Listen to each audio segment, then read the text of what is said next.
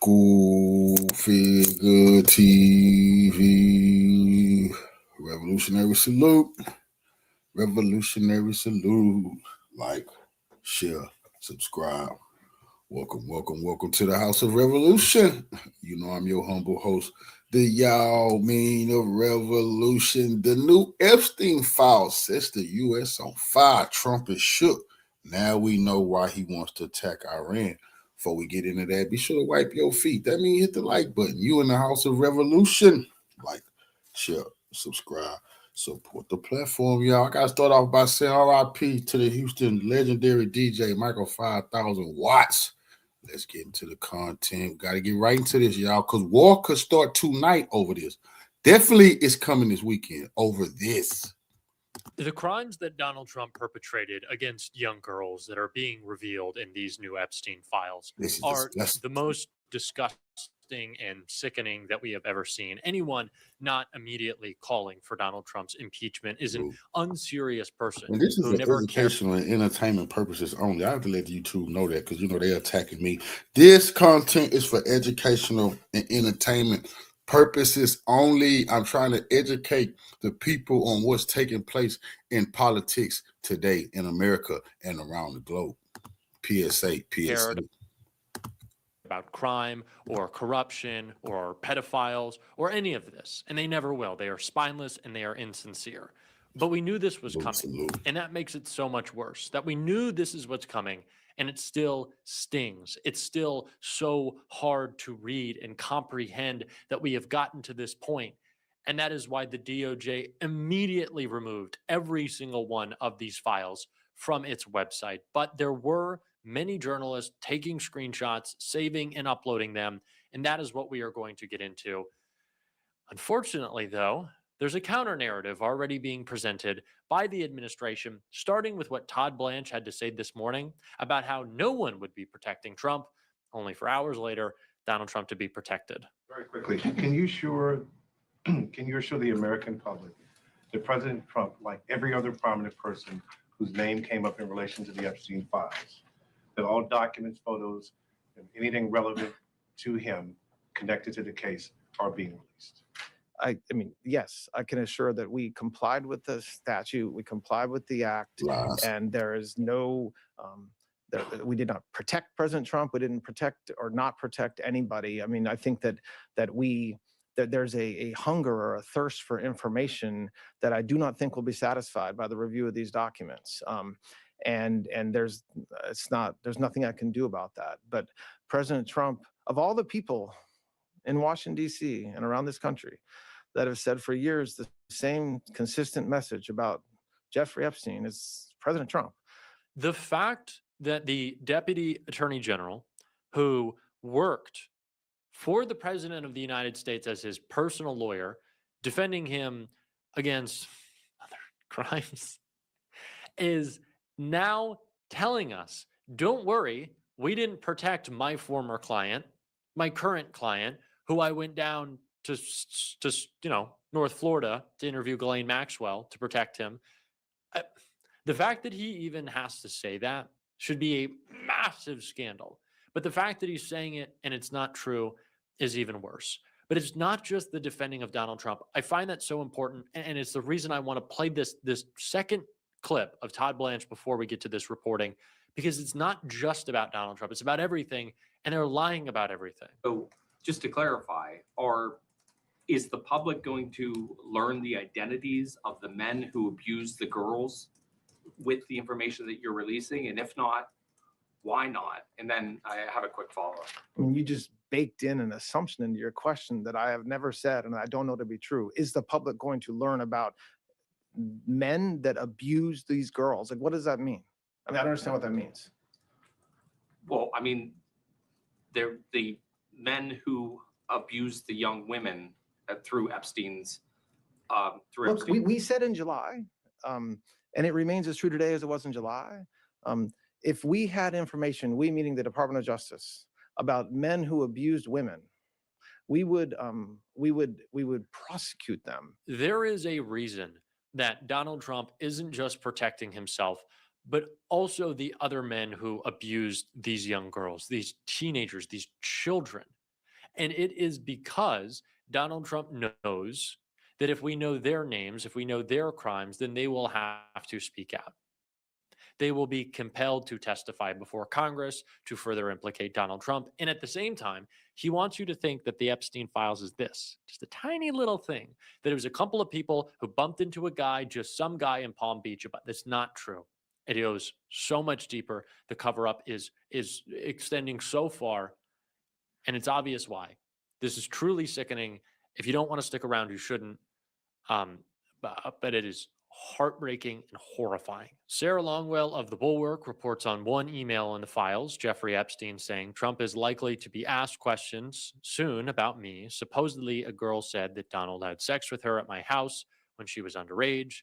We'll see two. She said he has a witness. Twitter user Brian Krasenstein writes, new Epstein files, here's an FBI report. Donald Trump had parties at Mar-a-Lago called Calendar Girls. Jeffrey Epstein would bring the children in and Trump would auction them off. He measured the children's vulva and vaginas by entering a finger and he rated the children on tightness. That's just fucking sickening. We were taken into rooms, forced to give oral sex to Donald Trump, forced to allow them to rape us. I was 13 years old when Donald Trump raped me, and Ghislaine Maxwell was also present. News. Epstein files allege that Donald Trump forced a 13 to 14-year-old girl to perform oral sex on him and then hit her after she bit him. Of course, the DOJ is immediately moving to take down all of these files off of its website and trying to delete them in any other form that they exist. A Capitol Hill reporter wrote, Republican senators keep asking me what's in the new Epstein files, so I showed them the deleted spreadsheet. One responded, that's dark, man, fuck. Who declined to comment on the record, of course. I don't know what to say. Like, I do know what to say. What I want to say is impeach him immediately, throw him in jail, lock him out of the jail, wrap it all up. Every Republican that's ever defended him. But I'm just like, we've been saying that because we knew that this is what it was going to be. We knew. I said it a couple of times. If what has already come out before today was just the tip of the iceberg, right? And what had already come out before today was disqualifying of public life already. If that was what they were allowing to get out there, then the stuff that they were hiding, and they're still hiding more, must be inconceivably bad. And that's where we're at today. Donald Trump is a pedophile. He is. And there's no other way to spin it, no other way to put it. There's no, Megyn Kelly. Well, I think Epstein, 16 and 17. Shut the fuck up. What a bitch. Call yourself a Christian. You're disgusting. You disgust me. But really, now, I don't know how to process this. And I know that should be sometimes my job and that's what I have to do and that's right. But I truly don't. I don't know how anyone could see this and be able to process and get a thought out. Where my head goes to immediately is that first Epstein email I wanted to read that Sarah Longwell talked about. Epstein saying that Donald Trump will now get questions about me. And I think those questions were going to be asked in the first term. Those questions were going to be asked in 2016 leading up to Election Day. I think those questions were thwarted in the first term. And I think some action was taken in the first term. And I don't think we've talked about the first term enough. I don't think we have covered how far Donald Trump went, maybe in some less public ways, to hide all of the Epstein material. But that is where our focus has to be. This is the most disgusting thing I've ever read. But it just makes me think, if this is what they accidentally put this out. They've had weeks and months. It's been a year. They accidentally put this out. They've been combing through it all. They have the same Control F, if better, tools than us, and they couldn't find it. It also makes me think something else, that there must be someone in the FBI, in the DOJ, who maybe wants some of this to get out and is allowing it to kind of slip through the cracks, which I think has to be a little like that's something That is an explanation. It also could just be if you're bringing in people to protect pedophiles for the president and be his servants in the DOJ, those probably aren't the best lawyers. Those probably aren't the greatest minds in the country. And so this could be pure incompetence. This could be someone trying to sabotage Donald Trump from within. I don't know. I don't know what's better for the prospects of getting more files. But I just have to think that what is still out there, photos, videos, we haven't talked about that missing prison tape minute in so long. It just got to be, I don't know what gets much worse than this, but there's no way Epstein killed himself. Not a shot. Not a shot at this point. You could not make a case to me that had me believe that. It had to be Trump. It had to be someone in the administration, someone in the DOJ and the FBI. I don't know. In the CIA, I don't know. It just has to be. There's too much out there. And where does this leave the Ghislaine testimony? It's coming up February 9th. Ghislaine Maxwell is going to testify. Week and a half. Do we think that's happening? He got to attack Iran. Not a shot. Immediately. Not a shot. Why else would she be in a 5-star resort prison if it wasn't for this only still being, I don't want to say the tip of the iceberg because I feel like we're pretty fucking deep in just how gross it's gotten. But there is more, and it's about the first term. It has got to be about the first term. I just truly can't process this all. I'm sick. These fucking people are gross. They should be in jail for the rest of their lives. They are despicable. If you defend this, you shouldn't be allowed to fucking vote. You should be stripped of your citizenship. I'm serious. Like, I'm not even joking. If you defend this, if you defended any of it, come on. But no, we got to start talking about the first term. The first term is where my mind is at. That's what they're really covering. That's got to be what they're really covering. Is what was happening with Ghislaine, what was happening with Epstein in that first term. Who was the go-between? There must have been someone. There must have been some off-the-record meetings. There must have been some messages that were sent and deleted. You can't tell me that there was no communication. That is what is the rest of these documents. Involving federal officials from the first term. It has to be. There is no other explanation for those additional 3 million other pages, 3 million other photos, videos, documents, emails, letters. 3 million. They said they overcounted. But what does that mean? Okay, so you had 6 million documents. You said we only really need these 3 million. So you had to review the other 3 million to know you didn't need them, right? And so if you already reviewed them, shouldn't you just release them? Because if you reviewed them and said, okay, well, we can't release these because we gotta black them out, they've already done that. They've released full redacted files. So there's no justification for that explanation. It just simply doesn't make sense. If you thought you what do you mean you overcount? Like, are you saying there's only 3 million? There wasn't 6? Because it sounds like there's 6. It sounds like there's still 3 million documents out there. I'm at a loss for words. I truly am. I don't know how you couldn't be. Even Republicans are responding, fuck. There is a very small group of people. It would be a very small group of people who could end this. Just a handful of people could end this, just put a permanent end to this. And they choose not to. The cowardice. It's sickening. I know this was not the most enjoyable video I'm sure you have ever watched on YouTube. I'm sorry about that. There is so much reporting coming out right now. I'm going to try to stay up to date on all of it. Leaving a like on this video, I don't know why you'd like it because it sucked. And sharing it and leaving a comment is a great way to make sure that it gets out and that the Megyn Kelly narrative or the Ben Shapiro narrative or the right-wing narrative doesn't get out on YouTube. It is very helpful. It would mean a lot. We're going to keep on fighting. We're not going to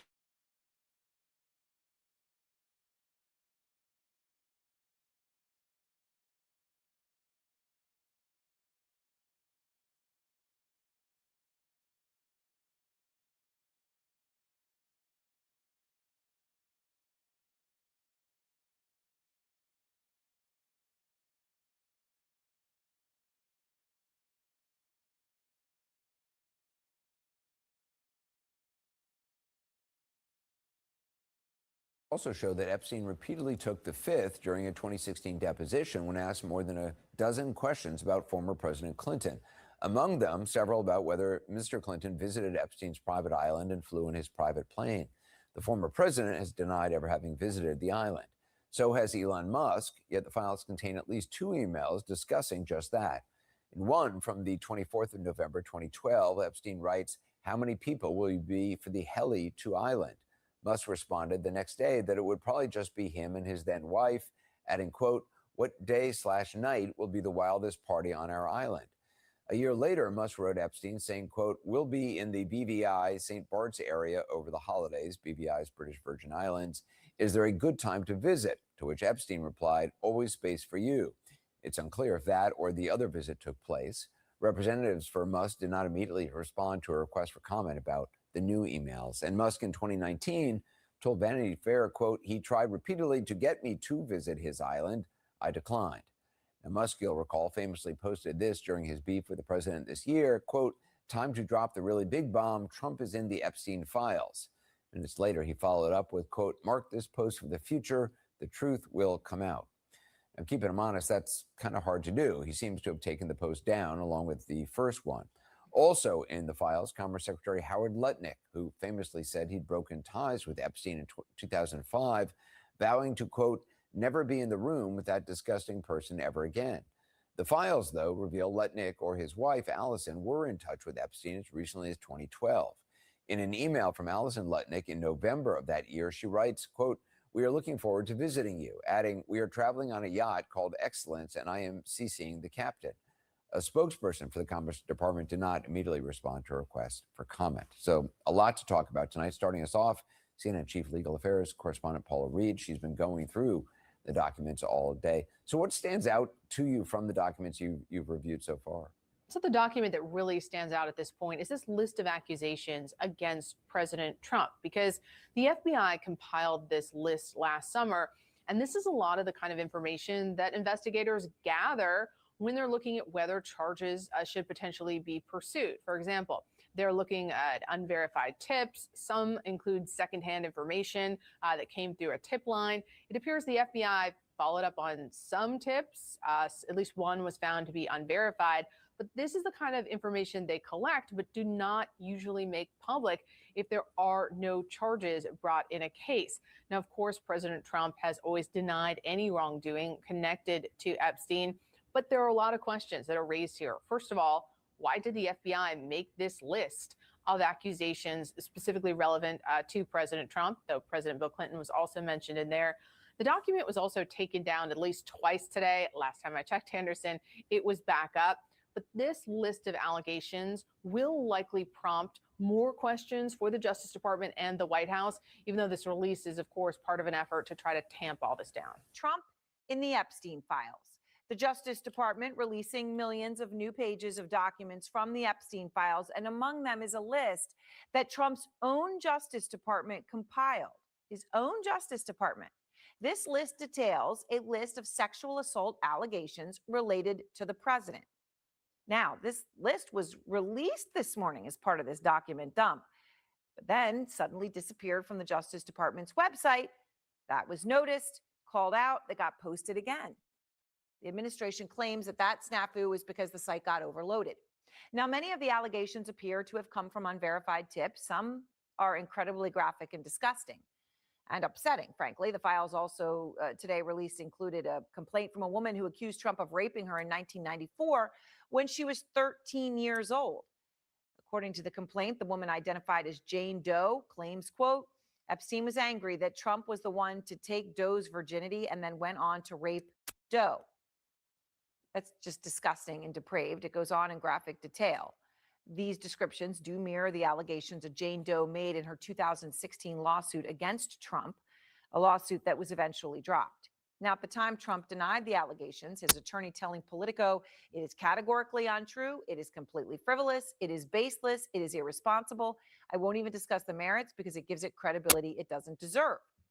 And Trump's DOJ, again, stressing, quote, this production may include fake or falsely submitted images, documents, or videos, as everything that was sent to the FBI by the public was included in the production that is responsive to the act, referring to the act of Congress forcing them to release these files, of which this chunk they're releasing, of course, is a month after the deadline.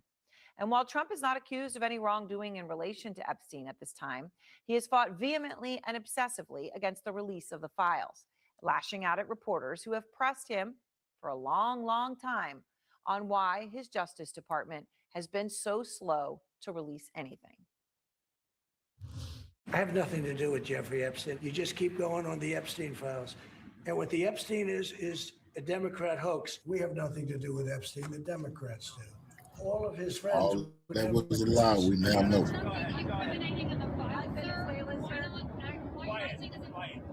When you talk about the Epstein hoax, it's just a hoax. The whole Epstein thing is a Democrat hoax. Joining us now is Virginia Democratic Congressman James Walkinshaw, who sits on the House Oversight Committee. So, Congressman, the ranking Democrat on the Oversight Committee, Congressman Robert Garcia, released this blistering statement after the files were released, saying, quote, in part, "We are demanding the names of Epstein's co-conspirators and the men and pedophiles who abused women and girls."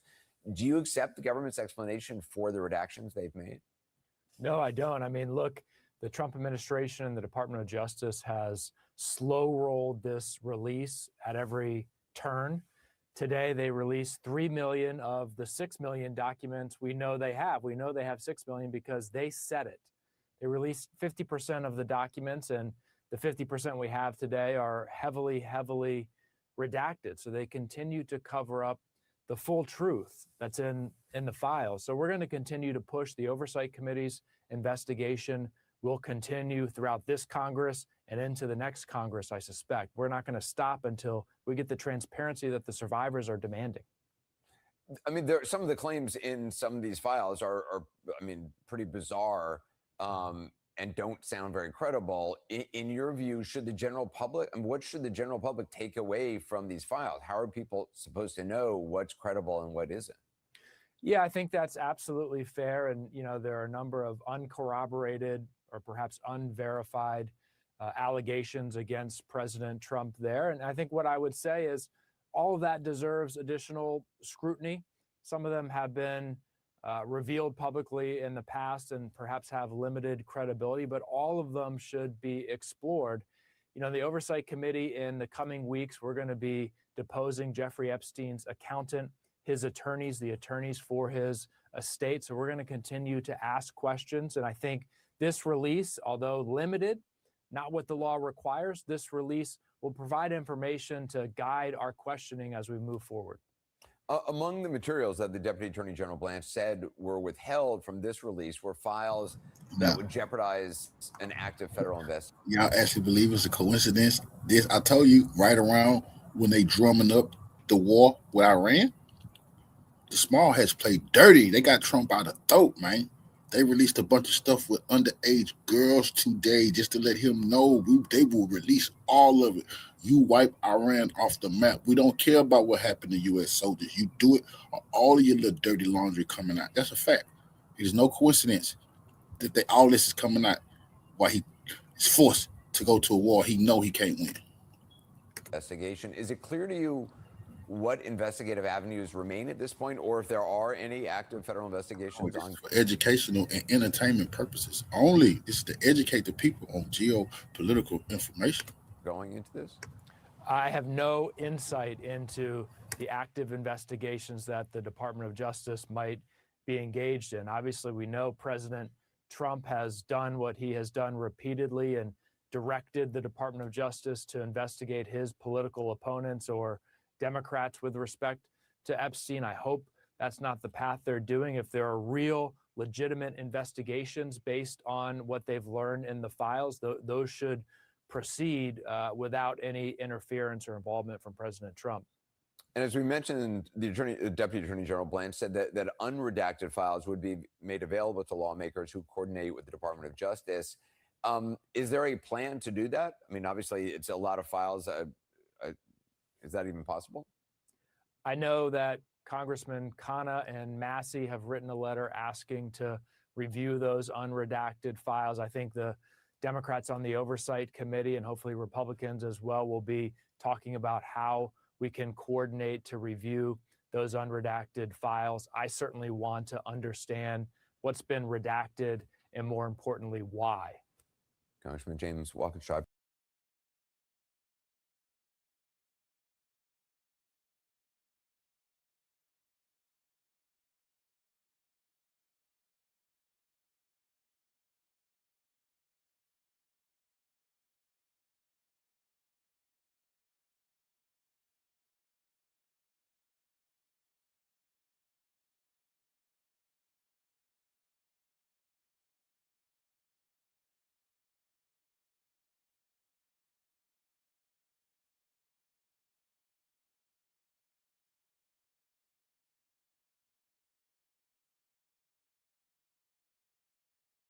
Donald Trump is panicking as an additional release of 3 million Epstein file documents has been absolutely devastating for him and his regime. Even This is why despite he the got a cover little up woman efforts Iran. by Trump and his DOJ, it is They don't give a still damn about his devastating. president. Let me tell you what's gone down, and I'm going to read for you some of the most devastating documents that have been released. So the Trump DOJ earlier today, through Todd Blanche, Deputy Attorney General, said that they were going to release 3 million documents from the Epstein files. They said they collected 6 million documents from the Epstein files, but we're only going to release about 50% of it because they said that was the only group that was actually relevant. Let's be clear, that's highly suspect, highly suspicious. We should not believe anything that they are saying, and we should demand all of the documents be produced. But from this 3 million documents that have been produced, there is very, very damaging stuff to Donald Trump and his cabinet and people like Howard Lutnick and Elon Musk, and even the new person Donald Trump's appointed as the chairman of the Federal Reserve, who's listed in these new documents, and others. Will go through that. Also, you should note that these survivors are absolutely livid right now. Despite the Trump DOJ saying it took so long for us to release these 3 million documents so we could find the most relevant and responsive documents and protect the survivors and protect the victims. Well, a lot of the documents that were released gave personal identifying information of the survivors and gave other information of these survivors and victims. And so the lawyer for these survivors and survivors themselves are absolutely livid. They're pissed that and they're re-traumatized that their names have been outed again in ways that could be very harmful to them. And also you're hearing from these survivors that they are extremely not trusting anything that this Trump DOJ is doing right now. They believe that this is just more of the cover up by the Trump DOJ. Donald Trump's name is mentioned many times in the new documents that were released. Let me make this point as well. There haven't been any photos or videos or audio that's been released. And there should be video, audio, photos that are released with, of course, appropriate redactions and appropriate protection of victim rights. So that doesn't even exist in this. And when we saw there was, the 18,000 files produced by the Epstein estate several months ago, lots of photos there as well with Trump in those photos. Okay, let's go through some of these emails that were produced in this batch. I've gone through all 3 million documents. And so that's what I've been doing all morning. Let me show you what is in these documents. And Trump's name is mentioned many times. So here's an email from Jeffrey Epstein to a lady by the name of Kathy Rumler. Kathy Rumler was a lawyer at a large corporate law firm. She almost served as like an advisor to Epstein during this period of time. This is an email from March 30th, 2016, from Epstein to his advisor, Kathy Rumler.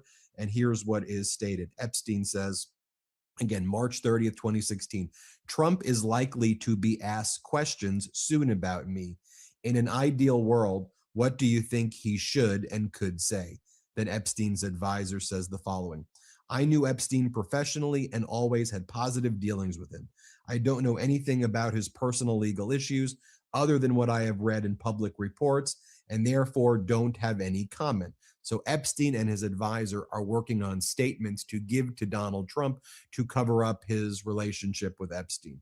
And then Epstein says, supposedly a girl said that Donald had sex with her at my house when she was underage. She said she has a witness in 1993. Pottinger story 2 weeks ago said that Pottinger wanted to meet him. I emailed back, do not meet. You are not involved. Yesterday, Said someone sent me. Pottinger worked his way into my office to tell me that.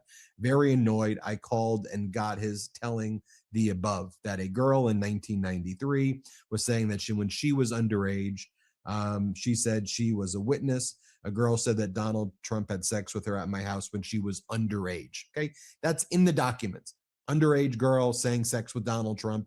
Epstein is mentioning that right here in a March of 2016 email. They And you know have this email right here they have the from proof. December. They have the proof. That's a fact. That's why his ass is finna attack Iran. That's gonna happen. They got videos to go along with everything those documents say. 2017. You have this email right here, and it says the following.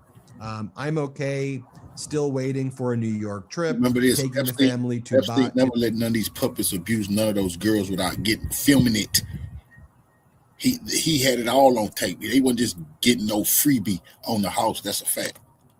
Dubai for the new year. I forgot to ask you, is there any new update about the Saudi project that I sent you? And then he's having a conversation here with a business partner. So Epstein and a business partner, and the business partner says, I'm at the door, but I will wait for my time. I don't want to come early to find Donald Trump at your house. Smiley face emoji. That's December 22nd, 2017.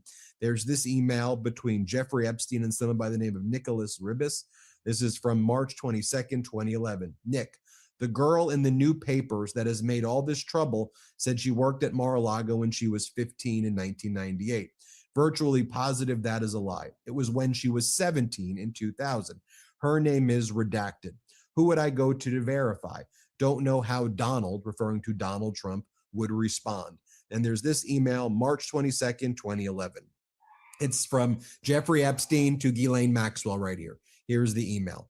I thought you said not to involve Donald. Again, this is from Ghislaine to Jeffrey Epstein, rather. I thought you said not to involve Donald. Anyway, so now the die is cast.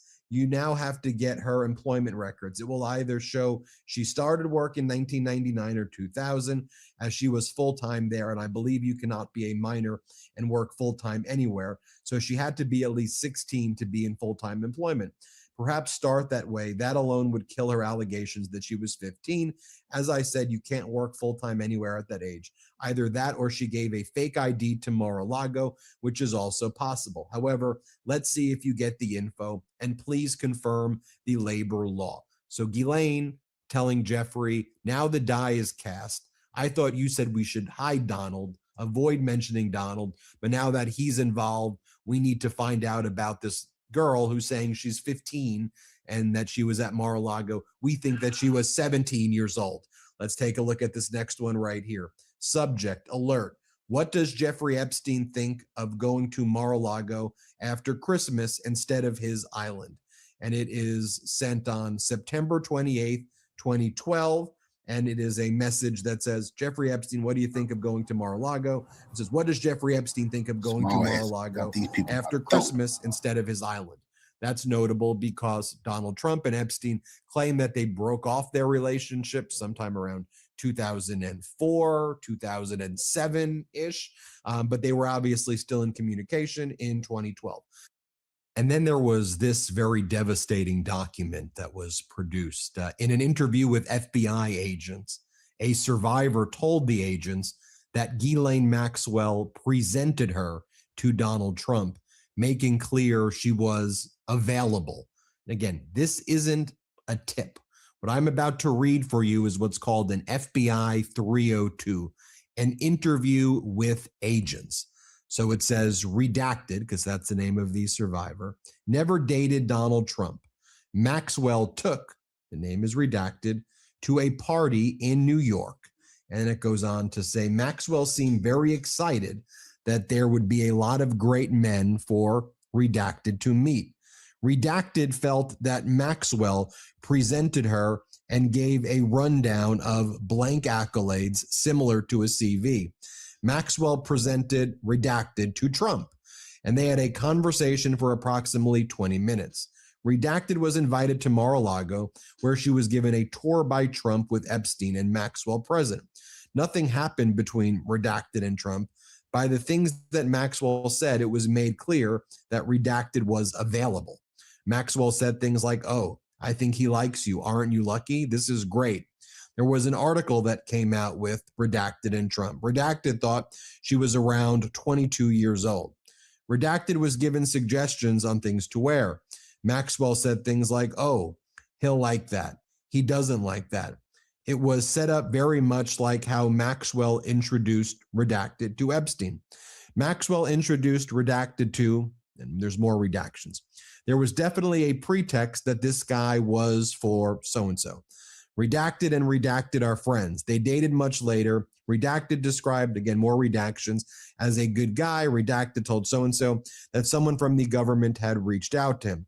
Maxwell introduced so-and-so to, there was definitely a pretext that this guy was for. Then it goes on to say, Maxwell introduced another man, and it goes on to describe additional things.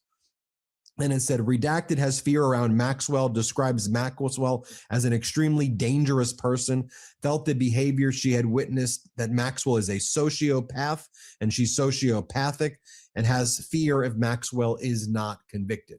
And that was an FBI report. It's called the 302. Then there was this document right here that was posted by the DOJ. Then the DOJ immediately removed it after the Midas Touch flagged what was in this document. The new Epstein, this is what we wrote on the Midas Touch. Then the DOJ removed it. Then they put it back up. Here's what we wrote. The new Epstein files production features numerous allegations made against Donald Trump and others. Fortunately, we saved the document because when we clicked back on it about 30 minutes after we posted on it, you got this. Page not found. We are sorry, the page you're looking for cannot be found on the Department of Justice website. Then there was a massive pressure campaign against the DOJ because we posted it on our Substack, MidasPlus.com. Go check out our Substack, by the way. So then once it was on our Substack, the DOJ just posted it anyway because they figured Midas Touch already posted it on their Substack. So what could they do? So this is what was in that document. Again, these are allegations made against Donald Trump. And these are not corroborated. They're just allegations. Let me be very clear.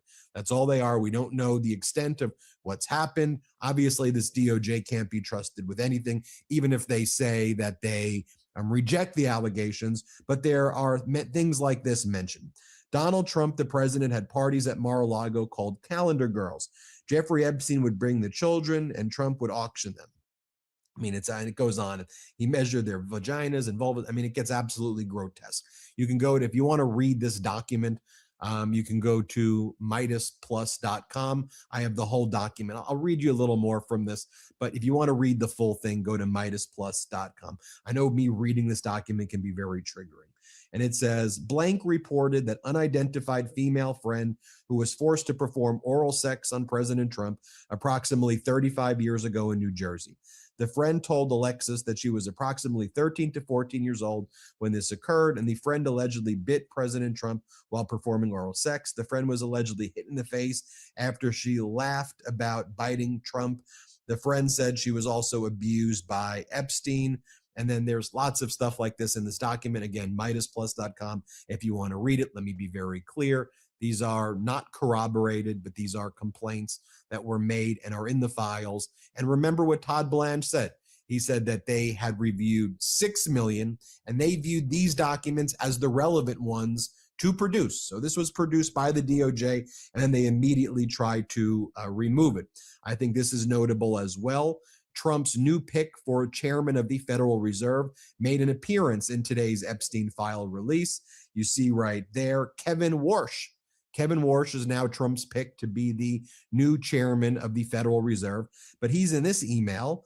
Kevin Warsh, Raymond McGuire, Ghislaine Maxwell, Brett Ratner, John Pagozzi. So other familiar names appear right there.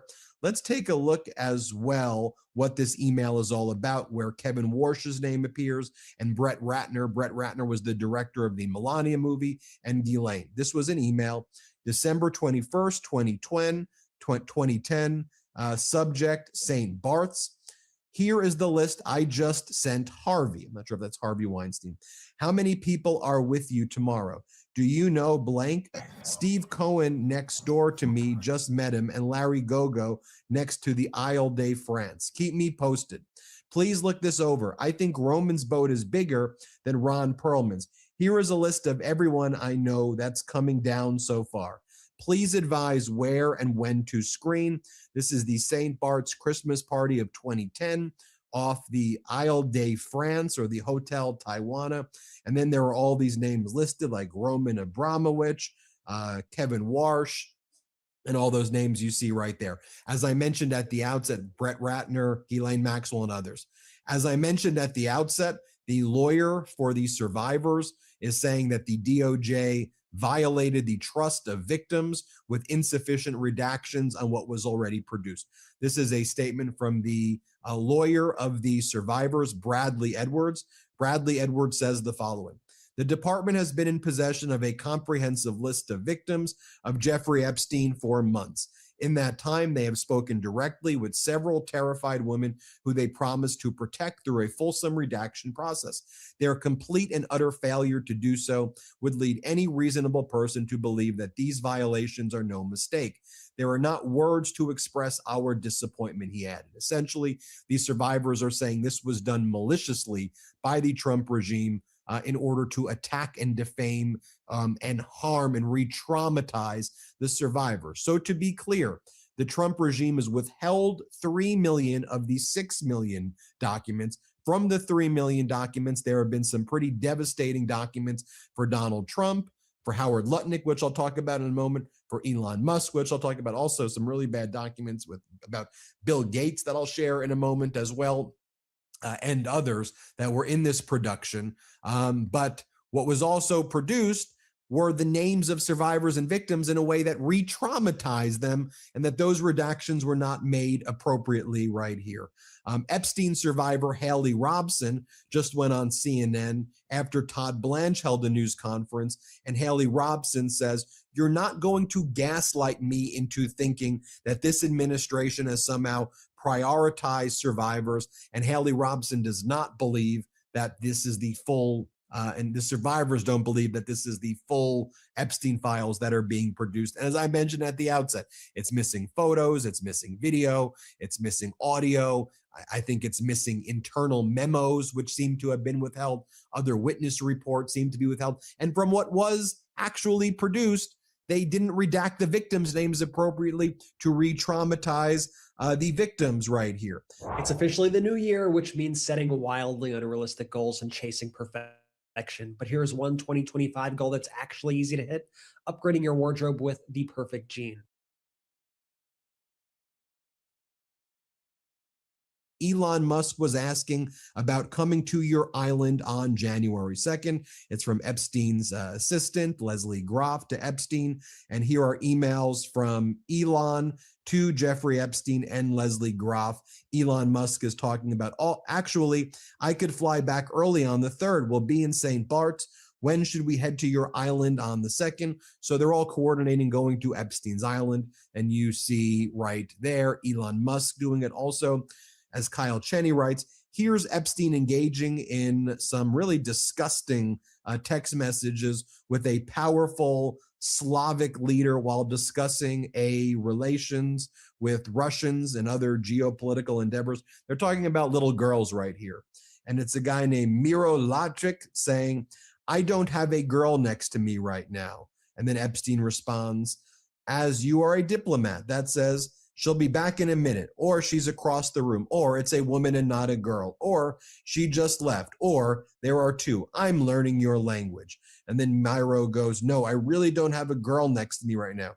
Too many eyes are watching me." I mean, how disgusting is that? Too many eyes are watching. And then Epstein goes, "It's okay. I have two." And then Miro says, "Not fair," to which Epstein responds, "But I'm not going to be president." Very funny, very funny. You want me to be president? Here's the email right here where Epstein claimed that Bill Gates caught an STD from Russian girls, then discussed secretly medicating Melinda to cover it. I mean, this is some horrific stuff right here. Epstein sends an email to himself, like a note to file, like a memo of what he wants to say to Bill Gates. This is July 18th, 2013. And then it says, to add insult to the injury, you then subsequently, with tears in your eyes, implored me to please delete the emails regarding your STD. You requested I provide you antibiotics that you can surreptitiously give to Melinda, and the description of your penis. You also made it clear to me that I am not to refer to blank. That is another topic that must remain between the two of us. In return for all of these requests, which I would have done without a second thought. Then he goes on to basically say that he was in a business relationship with Bill, and he thinks that he's now being treated unfairly by Bill Gates. Right there is basically the email, just reading you all the things that we're seeing in this file right now. Then you have this email as well from Jeffrey Epstein. It says, reminder, Elon Musk Christmas, New Year's Eve. More about Elon Musk going to the island. Also, there were tons of emails and text messages between Steve Bannon and Epstein here as well, where they were mocking Donald Trump and talking about Donald Trump, and lots of emails there. Want to share this with you as well. The new files released also appear to show that Commerce Secretary Howard Lutnick discussing visiting the Epstein Island in 2012, when Lutnick previously claimed that he cut off ties around 2005 with Epstein after being revolted by him. Remember that interview we shared with you 5 or 6 months ago, where Lutnick gave an interview with the New York Post, and he was like, yeah, Epstein was Lutnick's neighbor like 20, 30 years ago. And Lutnick was like, yeah, he was gross. I showed up and he showed me a massage table and I never talked to him again. Well, it seems that they were talking quite frequently right here. Here's an email from Howard Lutnick to Jeffrey Epstein's assistant, Leslie Groff. And here's what they're talking about. Okay, lunch on Sunday. See you then. And then Leslie Groff to Howard Lutnick. Hi, Matthew and Candace. Might you be able to give so-and-so a few more details regarding lunch this Sunday? Do you know if it will just be Howard and his wife? Any kids coming along? Will they arrive at Jeffrey Epstein's island via their boat? And around what time is good for them? If you could pass along when you know, that would be great. So-and-so are copied here. This is December 21st, 2012. So when we have video of Howard Lutnick saying, oh, I never talked to Epstein after I visited his house that one time. They were talking about going to the island together, and we have that email right now for you all to see. Also, we'll share this with you right here. This is from David Ratner to Jeffrey Epstein regarding Howard Lutnick. This is November 14th, 2017. Hi, Jeffrey. Many thanks for your incredible donation in honor of Howard Lutnick. Would you like to take and add and offer your own words of congratulations in our commemorative journal? Are you able to join us at the event itself on December 11th? And would you like to take a table inclusive of your generosity? Thank you. And Epstein was giving a $50,000 donation for an event that Howard Lutnick was being honored at. And also Howard Lutnick invited Jeffrey Epstein to lots of different events. And we have all of the emails of that as well right here. Now, as part of the cover up right here, Todd Blanche held a press conference earlier today where he told reporters that there are no names in the Epstein files. He says there's no list or names. I just shared with you what was in it already. There are 3 million documents that are still missing. But here's what Todd Blanche had to say. Play this clip. Look, we said in July, and it remains as true today as it was in July. If we had information, we meaning the Department of Justice, about men who abused women, we would prosecute them, right? We talked about the work that we're doing. That's why I said that. I said this earlier. There's this built-in assumption that somehow there's this hidden tranche of information of men that we know about that we're covering up or that we're choosing not to prosecute. That is not the case. I don't know whether there are men out there that abuse these women. If we learn about information and evidence that allows us to prosecute them, you better believe we will. But I don't think that the public or you all are going to uncover men within the Epstein files that abuse women, unfortunately. And here's what Todd Blanche responded when he was asked if he was in any way coordinating with the White House the release of documents today. Play this clip. On Epstein, sir, if I may just ask one on that, please. You mentioned a letter to Congress. How and to whom did you notify the White House about the production that you're announcing today before you came out and spoke to us? How did I do what? By the White House. What was your interface with the White House? You said there's a letter to Congress. Who did you update at the White House about this? Well, I don't know. I don't really understand the question. You mean, who did I update? Did you provide them an explanation of what today's release would be? Look, my team has certain communications with the White House. Let me just be clear. They had nothing to do with this review. They had no oversight over this review. They did not tell this department how to do our review, what to look for, what to redact, what to not redact. They absolutely knew that I was doing this press conference today and that we were releasing the materials today. But there's no oversight by the White House into the process that we've undertaken over the past 60 days. And here's where Lutnick says that the number of responsive documents was only 3 million and not 6 million. Let's play this clip. He erred on the side of over-collecting of materials from various sources to best ensure maximum transparency and compliance, which necessarily means that the number of responsive pages is significantly smaller than the total number of pages initially collected. That's why I mentioned a moment ago, we're releasing more than 3 million pages today and not the 6 million pages that we collected.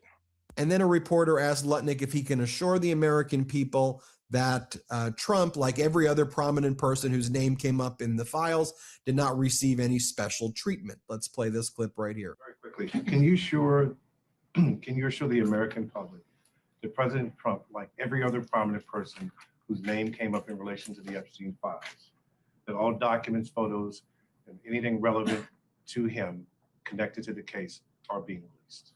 I mean, yes, I can assure that we complied with the statute, we complied with the act, and there is no, we did not protect President Trump, we didn't protect or not protect anybody. I mean, I think that there's a hunger or a thirst for information that I do not think will be satisfied by the review of these documents. And there's nothing I can do about that. But President Trump, of all the people in Washington, D.C. and around this country that have said for years the same consistent message about Jeffrey Epstein is President Trump. And so there's not been a change of course or anything, and certainly his direction to the American people and the his direction to the Department of Justice was to be as transparent, release the files, be as transparent as we can. And that's exactly what we did. Now I want to remind you about Howard Lutnick's interview with the New York Post reporter Miranda Devine on Epstein, where he said, "This guy's gross." Play this clip. I mean, that's an incredible story that you could pick up that he was a pervert. It's gross. The guy's gross. Right with my wife. He's gross. The guy's gross. This was not, the deep nuance of Howard Lutnick. This guy's gross. Right. So how come Bill Gates and all these other people could hang around him and not see what you saw? Or did they see it and ignore it? Or no, they participated. Right. That's what his MO was, get a massage, And what happened in that massage room, I assume, was on video. This guy was the greatest blackmailer ever. Blackmailed people. That's how he had money. So what happened to those videos? Why is there now such a dearth of information when, Donald Trump's people are running the FBI and the DOJ? I assume way back when, they traded those videos in exchange for him getting that 18-month sentence, which allowed him to have visits and be out of jail. I mean, he's a serial sex offender. How could he get 18 months and be able to go to his office during the day and have visitors and stuff? It must have been a trade. So my assumption, I have no knowledge, but my assumption is there was a trade for the videos because there were people on those videos. And have you talked to Donald Trump about this and shared your theory? No, I mean, he knows the story. Right. But my story that, I was the one and done with the guy. He knows that story, but that's it. And here's what he said about being invited over to his then neighbor's Epstein house. which he said he never hung out with Epstein ever again. And of course, we now know he's lying based on these emails. Here, let's play this clip right here. He was your neighbor for 10 years. How well did you know him? All right. So we are in number 11 and he lives in number 9. Right. So we renovate, we buy our house, and our house is pigeons and mice. Right. Okay. It was derelict. Right. So we rebuild our house. We move in 2005. Okay. Jeffrey Epstein is arrested in like 08, I think, or something like that. Right. So knock on the door. His assistant on like a Saturday says, Mr. Epstein, your neighbor would like to invite you over for coffee. So my wife and I go next door. We walk the 7 steps, yes, right, to the next house for coffee. We share a wall. Right. So it's in New York City. So he invites us in. We have coffee in this, and he says, "Do you want a tour?" We said, "Great, interesting." He's got a really big house. Every room you went into. He's got. Well, I'll tell you. So his house is like super big, really wide, and so he gives me a tour in the living room, big living room, and then across from it is double doors. I assume it's the dining room. Yeah. And he opens the doors, and there's a massage table in the middle of the room. Ooh. And candles all around and stuff. So I ask very insightful, cutting questions. I say to him, "Massage table in the middle of your house? How often do you have a massage?" And he says, "Every day." And then he gets weirdly close to me. Ooh. And he says, "And the right kind of massage." Ooh. Now my wife is standing here. So she looks at me and I look at her and we say, "I'm sorry, we have to go." And we left. And in the 6 or 8 steps it takes to get from his house to my house, my wife and I decided that I will never be in the room with that disgusting person ever again. Really? So I was never in the room with him socially, for business, or even philanthropy. If that guy was there, I wasn't going because he's gross. And then finally, you have Epstein with a smiling emoji asks former Israeli Prime Minister Ehud Barak to clarify that he does not work for the Mossad in a meeting with a senior Qatari investment official, and then does a smiling emoji. Can you please tell them that I'm not Mossad? Very suspicious indeed. Oh, also, there appears to be a survivor who was very critical, or someone was very, very critical of the DOJ. Not sure if it was a survivor, someone who's very critical of how the DOJ has been handling things, and sent our reporting at the Midas Touch to the DOJ to criticize the DOJ about all of the stuff that they were hiding. There you have it, folks. Let me know what you think. Hit subscribe. Let's get to 6 million subscribers. That's the full summary of what went down from those 3 million files.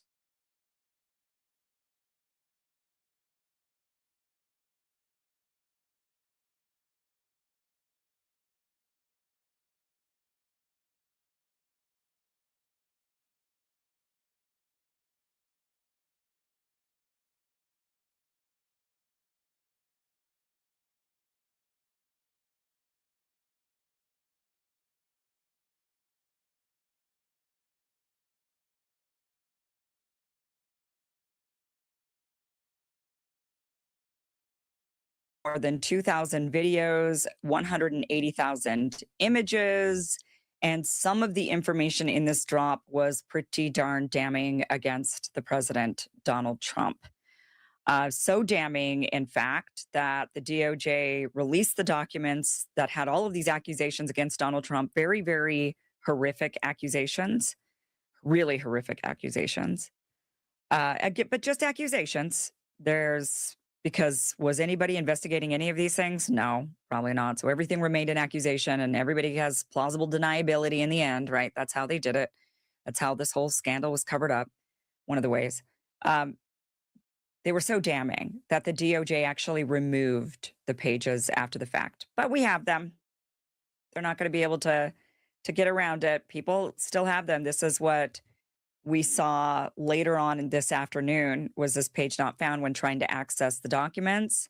Previously, the documents were there. One thing that was also very strange about this was the link to see all of these files for the DOJ did require you to verify that you were over the age of 18. So they ask, are you a robot? And then the next question is, are you over the age of 18? They normally don't do that. So that was an extra layer that they put on here. They had 6 million documents. Now, what happened to the other 3 million? They're claiming they're duplicates. Okay, I still want to see the duplicates because a duplicate's a duplicate unless it's not quite a duplicate, right? Maybe you're just erasing a line. You think we won't notice it, but that line is worth noticing. So there are 3 million more pages that are yet to be released. They're claiming, though, the DOJ is saying, no, we've released everything. We're done. We've now fulfilled our obligation. And Ro Khanna and others are saying, no, you haven't. You need to release the rest of the files. And they're claiming they don't have anything else to release. So what we have is what we have. But let me just show you the documents that they deleted because we have them. Now, be forewarned, I'm going to read some of these to you, and they are not good. This is not good. Some of the things that are the accusations in here. One accusation reported an unidentified female friend who was forced to perform oral sex on President Trump approximately 35 years ago in New Jersey. The friend told Alexis that she was approximately 13 to 14 years old when this occurred, and the friend allegedly bit President Trump while performing oral sex. The friend was allegedly hit in the face after she laughed about biting President Trump. The friend said she was also abused by Epstein. And the response, so these are complaints, and then in the next column is response, and then criminal history is on the right-hand side. Now, they've redacted all the criminal history. I'm not sure who's the criminal history. Who are they talking about? The criminal history of the perpetrator or the victim? Unclear. The response to that was spoke with caller who identified lead was sent to Washington office to conduct interview. Okay, but what happened with that? We don't know. Here's another one. At age 16, while modeling, caller attended 8 parties at Epstein's New York residence. On one occasion, caller reported that she was sexually assaulted by Epstein. On another occasion, 2 twin brothers, Alan and Orrin, lured caller and her friend upstairs, but they escaped back downstairs. Caller stated Orrin raped her best friend, and a third brother, Tal, raped a 14-year-old girl named Redacted. Caller named other individuals involved, big orgy parties with her, other young girls, and older Victoria's Secret models, including Bill Clinton and Donald Trump. Online complaint reported she was a victim and witness to a sex trafficking ring at the Trump golf course in Rancho Palos Verdes, California, between 1995 and 1996. Complainant reported Ghislaine Maxwell as the madam and broker for sex parties, clients of whom included Epstein, Robin Leach, and Donald Trump. Complainant reported participating in orgies and that some girls went missing, rumored to have been murdered and buried at the facility. Complainant reported being threatened by Trump's then head of security that if she ever talked about what went on there or who she saw, she would end up as fertilizer for the back 9 holes like the other cunts. Complainant claims to have video of high-profile sex parties, dealings with cartels, and having witnessed Robin Leach strangle a young girl to death at a party. That's a name I haven't heard in these Epstein files before. Maybe you have, but I haven't heard Robin Leach named. Here's another one. Sorry, these are very graphic and terrible, but this is what the DOJ released and then deleted. Complainant reported his ex-girlfriends, redacted, were victims of Epstein's and one was murdered. While working as a limousine driver, complainant recalled picking up Donald Trump in 1995 to take him to Dallas-Fort Worth Airport.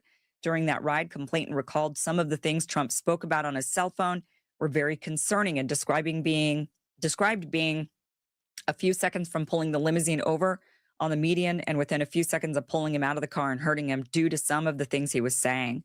Complainant noted Trump repeatedly stated the name Jeffrey while on the phone. One complainant's ex-girlfriend, redacted, told complainant Trump raped her, as did Epstein. Caller is talking about crimes committed against. So here's another one. They said also, by the way, voicemail left, no response. Caller is talking about crimes committed against her. She claims to be a prisoner. She references Lisa Marie Presley, the British royal family, President Trump, and Jeffrey Epstein. Now, that all would sound like a conspiracy theory.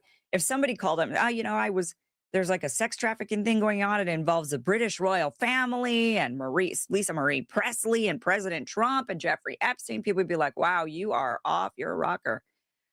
Fast forward, now we got all the, there's Prince Andrew.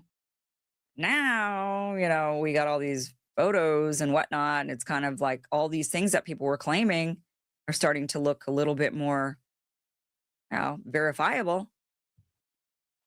I'll read you a couple more. Complainant followed up after a call with New York PD officer regarding her previous tip, reporting that she was forced to perform sex acts when she was 13 years old and pregnant in 1984. Complainant also reported there were high-profile individuals involved in her sex trafficking and the murder and disposal of her newborn daughter. Complainant reported Donald Trump participated regularly in paying money to force her to perform sex acts with him and alleged Trump was present when her uncle murdered her newborn child.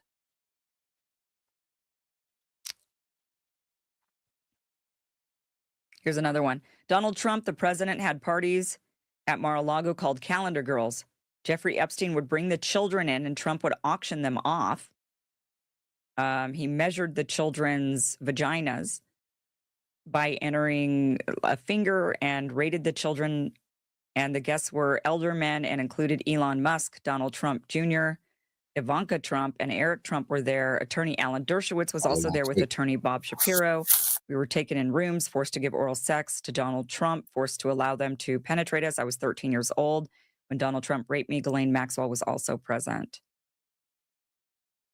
All right, here's another one. In 2004 to 2005, Sir Ivan Wiltzig hosted a party where Jeffrey Epstein, Sammy Sosa, and Donald Trump were in attendance. Patti LaBelle's PR agent stood at the door. At the party, caller met an individual who was approximately 18 to 23 years of age who was brought from Oklahoma for a modeling job, but then sold to a man in France. Several women were being auctioned, and a woman possibly known as Colette LNU was the madam.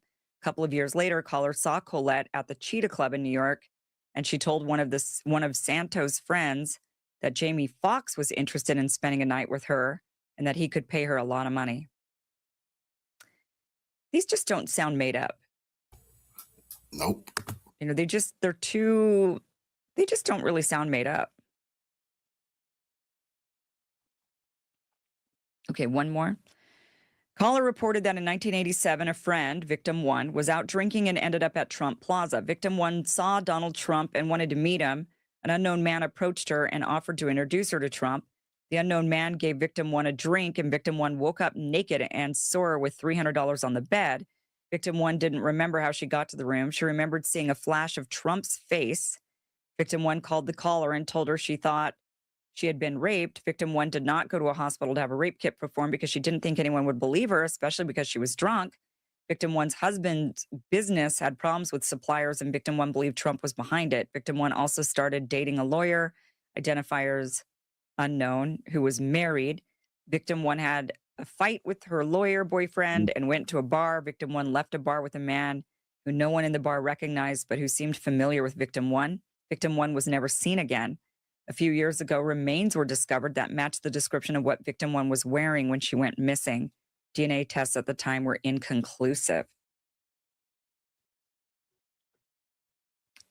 Yeah, this is why the DOJ deleted these after they released them. So very disturbing, very, very disturbing files. But what will be done about this? Probably nothing. In fact, this is what the Department of Justice, this is Todd Blanche with the Department of Justice. This is what he had to say about men. He's like, men? What men? So, just to clarify, is the public going to learn the identities of the men who abused the girls with the information that you're releasing? And if not, why not? And then I have a quick follow-up. I mean, you just baked in an assumption into your question that I have never said, and I don't know to be true. Is the public going to learn about men that abuse these girls? Like, what does that mean? I mean, I don't understand what that means. Well, I mean, they're the men who abused the young women through Epstein's. Look, we said in July, and it remains as true today as it was in July. If we had information, we meaning the Department of Justice, about men who abused women, we would prosecute them, right? We talked about the work that we're doing. That's why I said that. I said this earlier. There's this built-in assumption that somehow there's this hidden tranche of information of men that we know about that we're covering up or that we're choosing not to prosecute. That is not the case. I don't know whether there are men out there that abuse these women. If we learn about information and evidence that allows us to prosecute them, you better believe we will. But I don't think that the public or you all are going to uncover men within the Epstein files that abuse women, unfortunately. Yeah, because we redacted it all, right? Because these women apparently abused themselves. What men? Men? What men are you talking about? Right. Because the women abused themselves. That's apparently, that's it. They were only trafficked to Jeffrey Epstein. That's what they're wanting, right? The elites are wanting to just, oh no, this was just Ghislaine Maxwell was trafficking girls to Jeffrey Epstein and that was it. Nothing else to see here. What men? Man, what men? Rokana has this to say, says, no, all the files are not released and you do have the names of the men. You're just not releasing them. Well, the survivors just want a transparent release. If Blanche believes that there is no cover-up, then he should release the 302 files. The 302 files are where the survivors name who these rich and powerful men are. I've talked to the survivors. They say that they have named those people in the FBI witness interviews. So if those witness interviews are released, the American people can see for themselves who the survivors named and can come to their own judgment of their guilt. But if Blanche continues to not release the 302 statements, to not release the prosecution memos, then it's a cover-up. And so it's not the quantity of documents, and no one is asking him to name exactly who all is in the files. We're just asking him to release the survivor witness interviews. Yeah, that's it. Just release the files. That's what everybody keeps asking for. But instead, they're playing games with us and covering things up and then deleting things and then saying, oh, we give you men, what men? And we gave you everything. And there's nothing else to see here. I mean, it's just, they just think we're so unbelievably stupid. Another person who thinks, unfortunately, I mean, every person is going to cover up for themselves if they're in the Epstein files, right? Anybody and everybody's going to say, what? I'm not in the files, not me. And if I was, you're misinterpreting it as what it is. And Elon Musk had said that. You know, he had said, this was, how long ago was this, where he said, shame on Sky, this was September 27th. So just a few months back, he says, shame on Sky News for this utterly misleading headline. Anyone pushing this false narrative deserves complete contempt. Epstein tried to get me to go to his island and I refused. Yet they named me even before Prince Andrew, who did visit. So this is after one of the tranches of documents came out. Elon Musk, you know, people said, well, Elon maybe is in these files. His name is appearing. And he's like, that's just really unbelievable, terrible reporting of you. Fake news, fake news, fake news. Well, unfortunately, Elon, you're in the files again. And this time, I don't think you can actually claim that you were denying, you know, you were rejecting, refusing to go to the island. This is an email chain from December of 2013. Here's from Elon Musk to Jeffrey Epstein, Friday, December 13th, 2023 at 11:35 p.m. Elon Musk says, we'll be in the BVI St. Bart's area over the holidays. Is there a good time to visit? Talking about Pedo Island. He's saying he's going to be in the British Virgin Islands, St. Bart's area. Jeffrey says, any day, 1st through 8th. Play it by ear if you want. Always space for you. He sends that on Sunday, December 15th. Elon writes back, okay, probably the 1st then. So like the very first day that Epstein offers, he's like the 1st through the 8th. Elon's like, then the 1st. Can't wait. Just got to go the first day you allow me. Then Christmas Day. So that's from Elon to Jeffrey saying, okay, probably the 1st. Then Christmas Day, Jeffrey writes to Elon and says, the 2nd or 3rd would be perfect. I'll come and get you. And Elon on Christmas says, I need to fly back to LA on the night of the 2nd. So, and then it got cut off. And he wrote back again saying, actually, I could fly back early on the 3rd. We will be in St. Bart's. When should we head to your island on the 2nd? And Leslie Groff, who apparently is helping coordinate these people coming and going, says on December 27th, did we need to organize Elon to your island on January 2nd? So basically saying, do we need to go get him? or, maybe Elon's got his own chopper or plane or whatever, however Elon gets around, right? I would imagine he's got his own mode of transportation. Most people don't need to hitch a ride. So what's that about? That's not you refusing to go to the island. That's you asking to go to the island. That's you, in fact, asking to go the first day that Jeffrey says you could maybe go. That's you asking multiple times over the course of a few weeks. So nothing is as it seems. I mean, that's the big takeaway from this is we're just being lied to by everybody. And anybody and everybody's going to cover it up until they realize, oh shit, I've ended up in the files. I can't cover it up anymore. Then what? Then they come up with some other gaslighting reason or excuse. And the other big thing the big takeaway is that we then have to find out that, oh, what men? Like as if these women, they just literally abuse themselves. All of this is fake news. I mean, this is just unbelievably bad. And, one of the accusations in these documents named Donald Trump Jr., Ivanka, Eric, named Donald Trump's children. So they were naming Donald Trump. So, and this is the accusation that a lot of the survivors have said, well, Donald Trump did nothing wrong. But you've got others that are saying, well, actually he did, several other people saying, yes, he did. That could be politically motivated, of course. But if they're also naming his family members, I mean, we just don't know why Trump is so guarded on these files. Is it because and what he told Marjorie Taylor Greene was, well, my friends would be hurt, or people that he cares about would be hurt. Well, who are these people? And why are you covering up for them? And I would only think that it's somebody very close to him, somebody he really doesn't want to see hurt. I don't know. Maybe one of his sons. I mean, I think a lot of fathers would cover up for their sons. I mean, I don't know. It's all speculation, but it's all just very bizarre. And this is one of the biggest scandals with all these powerful people doing these very awful things that were clearly being done as a mode for blackmail so that everything in this country's foreign policy, all of our tax dollars, everything, murders of children, raids of countries. This is why they are finna attack Iran, and they are releasing this information on Trump to let him know we will release everything if you don't attack Iran immediately. Bombing of nations, all of that being done because these sickos couldn't contain themselves. And that is, that's what we want to know. It's not just about the abuse of the girls. It's the abuse of a country, the abuse of an entire people, and the murder of many, many hundreds of thousands, if not millions of people at the hands of America's foreign policy. Release the damn files.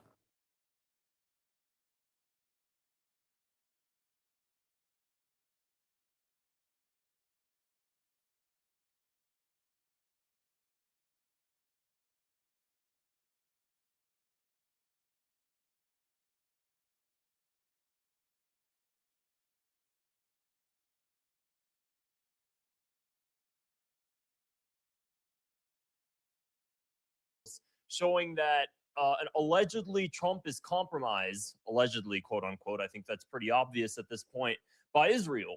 And, I think we all know this, but seeing it on paper and seeing somebody actually formally state that is something else. So here's just one of the many posts talking about this. An FBI report from a confidential human source deemed credible says that Trump was, quote, compromised by Israel, and that his son-in-law, Jared Kushner, was effectively running the Trump organization and presidency. So I have the document right here. I'm going to go ahead and share it with you guys, and let's just go through it.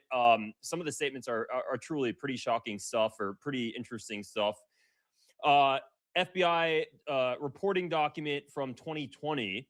And this is coming from a confidential human source. Of course, it doesn't state who it is. So we'll have to take that part with a grain of salt. But at the end of the day, I mean, they're stating things that are coming from Alan Dershowitz.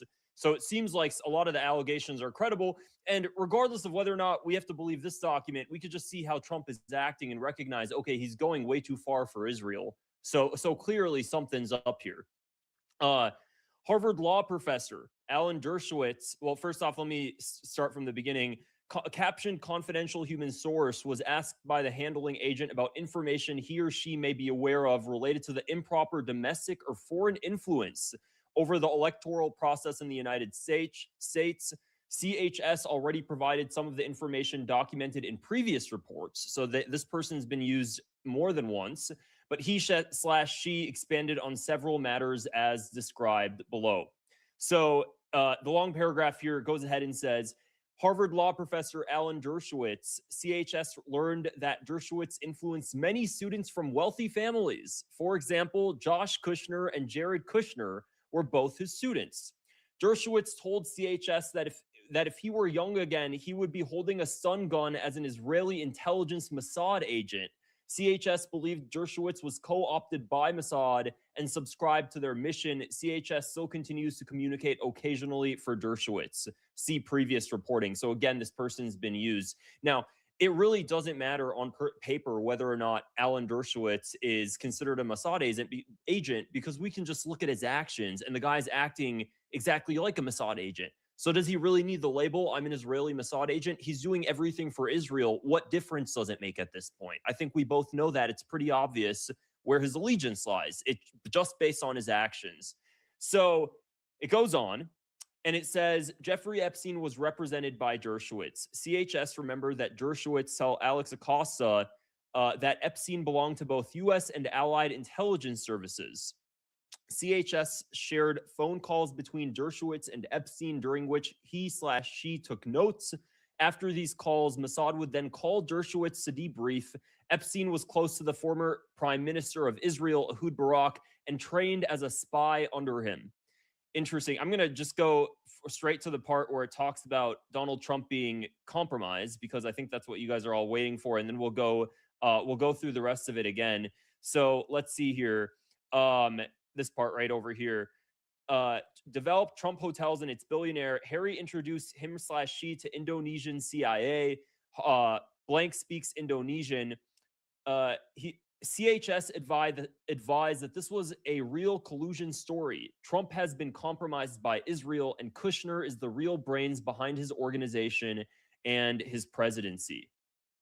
So, I mean, somebody's just like writing it out there blatantly. And, you know, it really does make sense when you look at everything. Who's the guy who's just spearheading this 20-point Gaza plan? It's all Jared Kushner.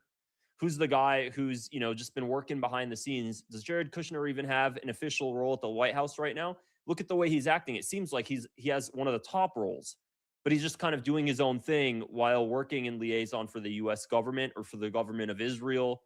It's just one big circle jerk at the top, and none of us are a part of it. That's basically what we're getting at here. And Trump is compromised.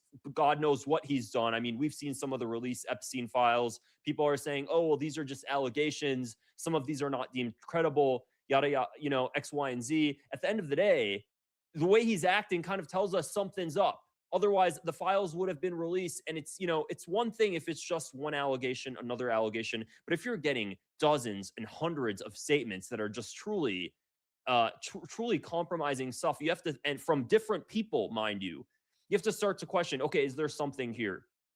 So now let's get into the rest of it. That's also, you know, it keeps going on. Just wait. It truly is crazy. A lot of the statements are wow. After these calls, Mossad would then call Dershowitz to debrief. Epstein was close to the former Prime Minister of Israel, Ehud Barak, and trained as a spy under him. Barak believed Netanyahu was a criminal. Saudi Arabia, Israel, and the United Arab Emirates were allied against Qatar, Turkey, Iran, and were allied against Qatar, Turkey, Iran, and Syria. So it was Saudi Arabia, Israel, and the UAE on one side, and Turkey, Iran, and Syria on the other side. And that seems pretty obvious when you look at geopolitics today. There is some very real growing tension between Israel and Saudi Arabia. That's true. But when it comes to their stance on Iran and Qatar, you could tell that based on this, it's credible there. So asked CHS a lot of questions about Epstein, and the names are redacted here. CHS became convinced that Epstein was a co-opted Mossad agent. And that's obvious. You know, that's obvious based on his relations to Ehud Barak, his continuous statements by previous victims coming out publicly talking about his Jewish supremacy and talking about Israel. There's something there that, and, you know, Maria Farmer, I've told you guys, I previously spoke to her on an X Space, and she's talked repeatedly. She's done interviews talking about the Jewish supremacy coming out from Epstein, we have to consider that when it comes to his intelligence work. That's an important factor, because you really kind of have to dissect the Epstein persona to understand how this man operates. Okay, so he believed he was a supremacist. He didn't really feel like he seemed to have any allegiance to the United States, mind you. Compromising material on everybody, all of these elite figures, politicians. And now we have Trump installed as president. Trump voted in as president. And we have Miriam Adelson here coming out just about a month ago now during one of Trump's speeches. And she was talking, and she just goes out publicly and says, I've been speaking with Alan Dershowitz. You guys remember this? And she says, Alan Dershowitz told me that there's a legal way for you to run a third term Trump. And then Trump is, feeling all, his ego is getting boosted up. Oh, I could run another term. That sounds great. And she's like, seriously, Trump, you could do it. I'll pay for it. So it seems like, just outwardly, when you kind of analyze the entire situation, I don't think Trump even cares that he's compromised at this point, because he's willing to do whatever he wants for Israel as long as he gets titles and his ego is boosted and he's at a top position of power. It seems like that's the case. If I'm wrong, you tell me in the comments, but that's what I see, just looking at things blatantly. The document goes on, and let's say here, let's see right here. She has been, Masha Drokova has been running a firm called Day One Ventures in Silicon Valley, which is supposed to be supposedly an early stage investment company. She used to be Russian President Vladimir Putin's main contact in the Russian youth movement. CHS and Drokova spoke, but Drokova did not talk about all the technology. Instead, she looked at CHS and said, "You knew Epstein, didn't you?" She said Epstein was a wonderful man and that it was a crying shame what had being done to him. CHS concluded Day One Ventures was in Silicon Valley to steal technology. And we'll have to look more into Day One Ventures in another video to really deep dive into what's going on in the statements that made there. This part was, when we talk about the networks and how it's just an elite circle that none of us are a part of, this part really highlights that. CHS advised Shabbat is doing everything they can to co-opt the Trump presidency. Shabbat is basically state-sanctioned Judaism. It is used by Putin to keep tabs on all the Russian Jewish oligarchs. On the day Trump was elected president, Ivanka Trump and Jared were at the gravesite of Rabbi Shearson, who was the most powerful rabbi in the Shabbat network. Okay, so now they're talking about this, they're saying that Putin used this sort of state-sanctioned Judaism to keep tabs on Russian Jewish oligarchs. CHS believed that this is the real Russian collusion story. Kushner has moved a lot of Russian investment money around. The FBI should investigate Kushner's family to charities to find evidence of corruption and money laundering. Shabbat routinely uses charities to launder money. Again, it seems like there's an elite network here of individuals, heavily Zionist, promoting the interests of a foreign government, working together to grab compromising material on Trump and whoever else it may be. We have individuals that are speaking out. I wish we could find out who this individual CHS is. If they didn't do anything wrong, I wish they'd just be kind of willing to risk it all and come out publicly and say, this is me, and just show evidence. That would just be a fairy tale scenario. I wish it would happen, but we'll see how things unfold moving forward. Is there anything else that's really shocking in here that I wanted to share with you guys? Let's see, Elliot, this part is interesting. Elliot Brody recently pled to charges related to money laundering, unregistered lobbying for the UAE. So this part is interesting, and it shows that there was basically a lot of lobbying pressure by a lot of these, powerful individuals. And the lobbying pressure was to push for US sanctions on Qatar. And this was done not because of President Trump apparently, considering real interests, real American interests, but more so because of the pressure that was put in him. So this individual successfully lobbied to increase US sanctions on the government of Qatar. CHS advised that this individual was the largest fundraiser for Trump supporting the 2016 presidential election. CHS believed this was an unregistered lobbyist. So that's, and then where do we end up with right here? CHS emphasized the importance for the FBI to investigate Gawker for its involvement in pushing Russian propaganda. The synopsis here is foreign intelligence on U.S. officials by Israel, Russia, and the UAE. I've previously made a video on this, and I've told you guys that if they talk about Israel and the UAE, or just the United Arab Emirates in general, even Saudi Arabia has came out publicly and said this. The United Arab Emirates is Israel's Trojan horse in the Arabian Gulf. The United Arab Emirates is a group of Arabs that are basically Israelis at this point. When you look at their, the way they work together, when you look at their geopolitical interests in the region, when you look at the funding of these non-state sponsored actors by the UAE and Israel, in Sudan, in Yemen, they're really one and the same, Israel and the UAE, which is also why Lindsey Graham came out publicly just yesterday, or maybe the day before, and Lindsey Graham is threatening and angry, aggravated at Saudi Arabian officials because Saudi Arabian officials were, speaking negatively on not just Israel, but also the UAE, and stating that the UAE is a compromising figure in the Arabian Gulf. So then all of a sudden, Lindsey Graham is like, you can't talk about the UAE like that. The UAE is Israel's greatest ally in the Middle East. That's what he's going. So you have to realize that when you hear the word UAE, even though they're a bunch of Arabs, they're basically Israelis at this point, which is why if you go on X, you'll see a ton of accounts from the UAE. And all of a sudden now there are these massive Zionist accounts that Elon Musk is always boosting on X because they're just straight up Zionist shills. So, that's really everything for this video, guys. Let me know what you guys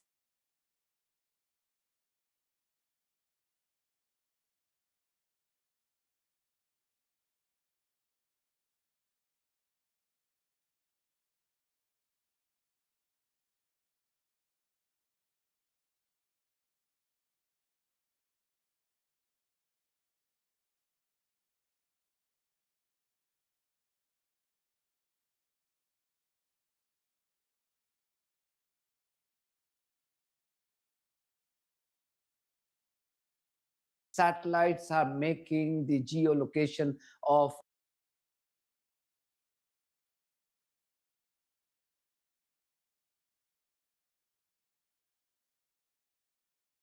Now we're back to the Epstein pressure, and the reason you're getting it is so you have the war with Iran.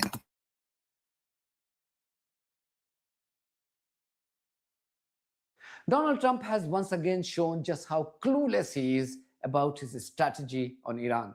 Amidst reports that Chinese satellites are making the geolocation of American military buildup in the region public. This would be great news for Iran in its ability to use these fighter information as its potential targets. I will discuss this and also the news that the Israeli terror outfit, the IDF, has finally accepted the death toll of over 71,000 people as released by Gaza Health Ministry. This is a slap on the faces of Western media outlets such as the BBC, CNN, Sky News, and others. How? I will explain this in a bit, so please stay tuned.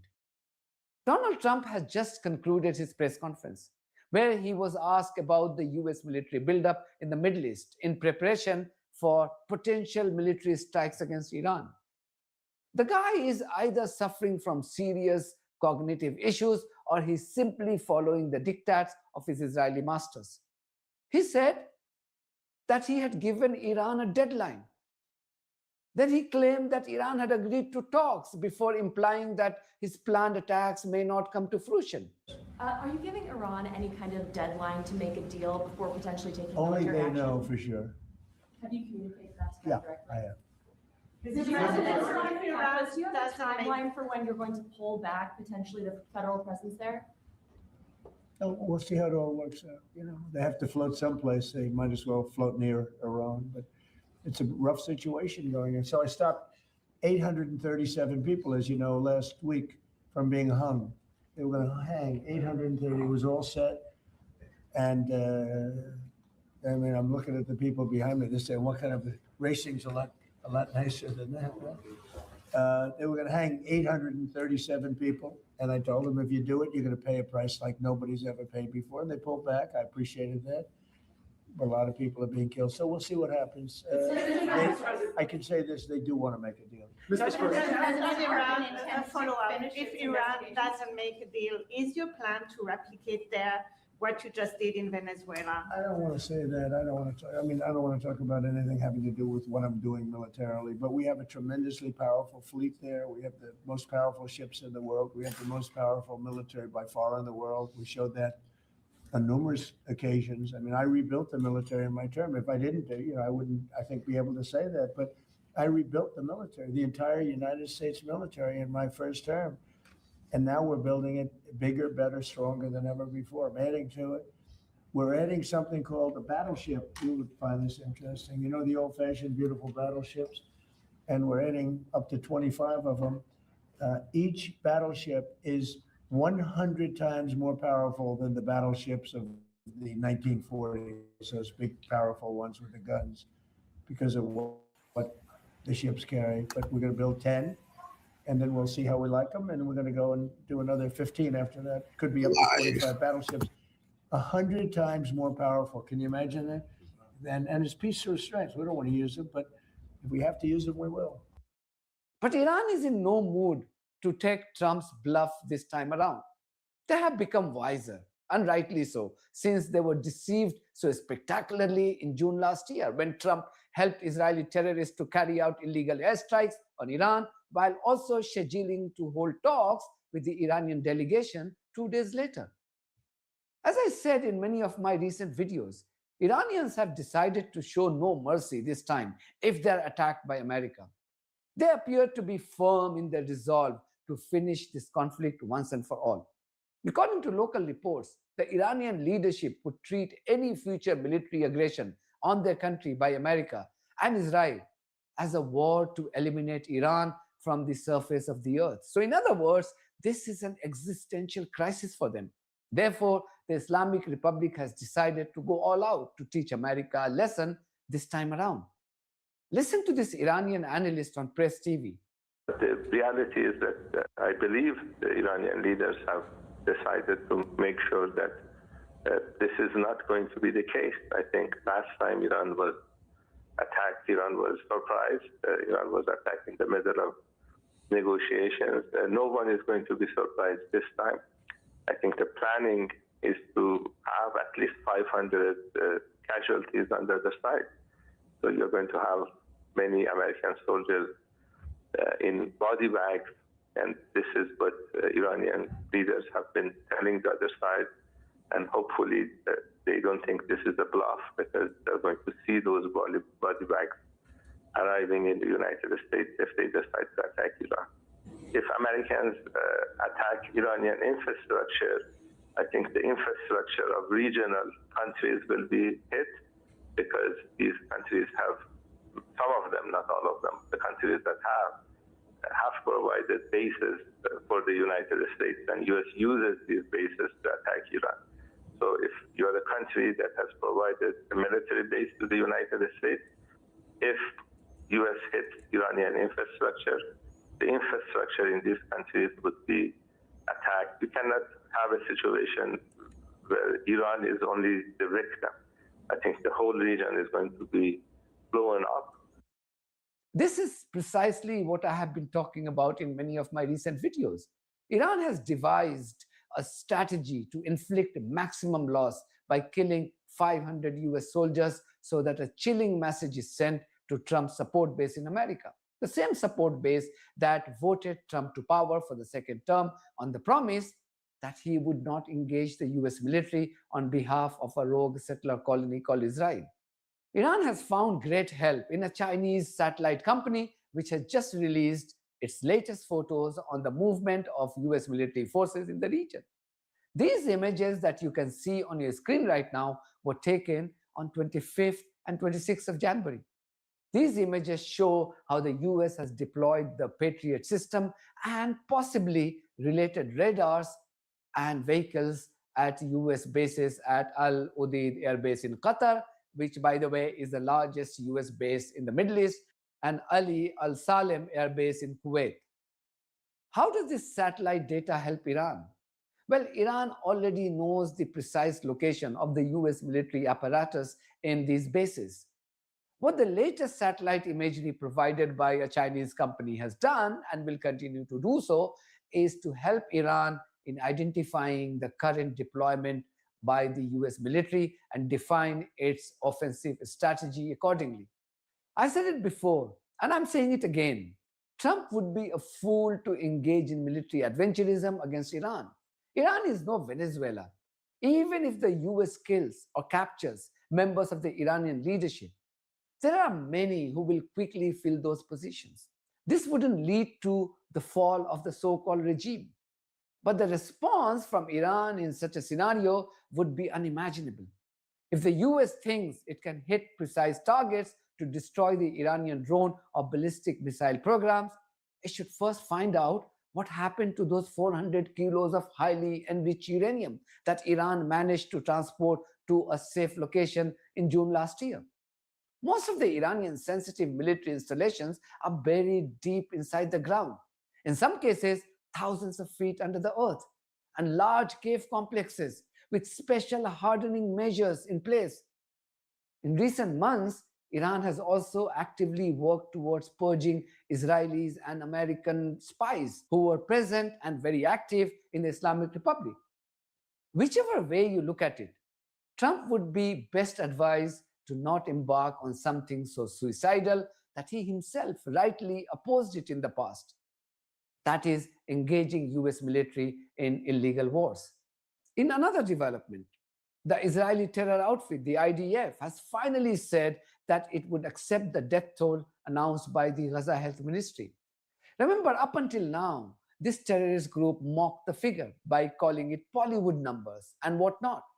Israeli slaves in the Western media, or shall I say propaganda outlets such as the BBC, Sky News, and others, parroted these lies by attributing the numbers to Gaza's Hamas-run health ministry.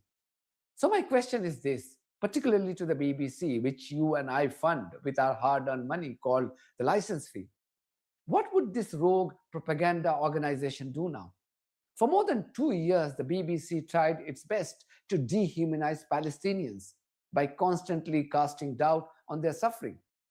This was designed to protect Israeli war criminals at every single stage. But even the perpetrators of this Holocaust have now admitted to have killed more than 71,000 innocent Palestinians. What does it say? It shows that the real number of Palestinians brutally massacred by Israeli terrorists in the last 2 years is so high that even the IDF terrorists thought it's best to accept a significantly lower number to avoid any future consequences.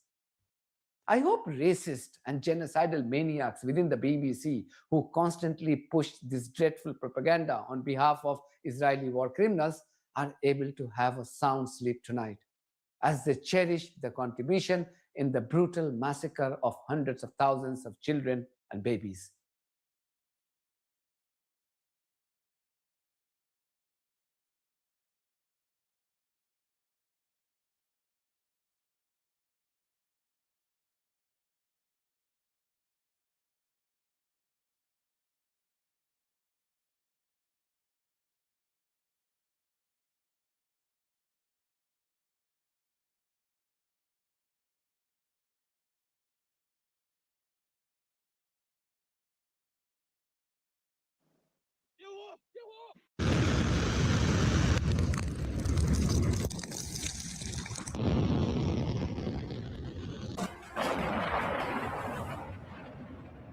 China announced nothing, and Iran never officially confirmed receiving it. Yet the mere leak of the name DF-21D to Tehran was enough to ignite operations rooms inside the Pentagon. A missile designed specifically to sink US aircraft carriers with a humiliating ballistic strike, descending from the upper layers of the atmosphere at speeds exceeding Mach 10, hitting from unforgiving angles, impossible to intercept. In Washington, there are no satellite images confirming the deal, no acknowledgement from Beijing or Tehran, yet anxiety continues to rise as Chinese military shipments keep landing in Iran, and the mere possibility that a carrier killer has entered Iranian range is enough to trigger maximum alert across the US fleet. The question haunting the Pentagon today is this: what if this is no longer just a leak, and the F-21D F-21D has actually become part of Iran's defensive arsenal. And what would that mean for America's fleet in the Gulf and for Israel waiting in the background? That is what we will reveal in the next segment. Stay with us. If the name alone was enough to rattle Washington, what would its real specifications do? The F-21D is not an ordinary missile. It's the world's first ballistic missile specifically designed to target aircraft carriers at long range, with precision capable of threatening the entire structure of US naval power. The missile measures approximately 10.7 meters in length, with a diameter of 1.4 meters and an estimated launch weight of around 15 tons. It relies on a two-stage solid-fuel propulsion system, granting it rapid mobility and surprise launch capability without the need for complex preparations. Thanks to its refined conical aerodynamic design, it reaches speeds exceeding Mach 10, which is more than 12,000 km per hour, making interception nearly impossible. The range of the DF-21D is estimated between 1,500 and 1,700 kilometers, allowing it to strike maritime targets from deep inside Iranian territory across the entire Persian Gulf, the Arabian Sea, and even as far as the Gulf of Aden. Guidance relies on a layered composite system, inertial guidance during the initial phase, followed by updates from satellites and ground-based radars, and finally an active radar seeker in the terminal phase to strike a moving target at sea with lethal precision. The warhead is believed to weigh around 600 kilograms and may be either conventional or armor-penetrating, designed to pierce the carrier's hull and detonate internally. The missile is launched from a mobile transporter erector launcher platform, a heavy-wheeled vehicle that enables rapid movement and post-launch concealment, complicating detection and limiting U.S. response options. The system is operated by a relatively small crew, but one trained to the highest levels of coordination with long-range surveillance units, drones, and radar systems to determine the optimal launch moment, precisely when the carrier enters the trajectory trap.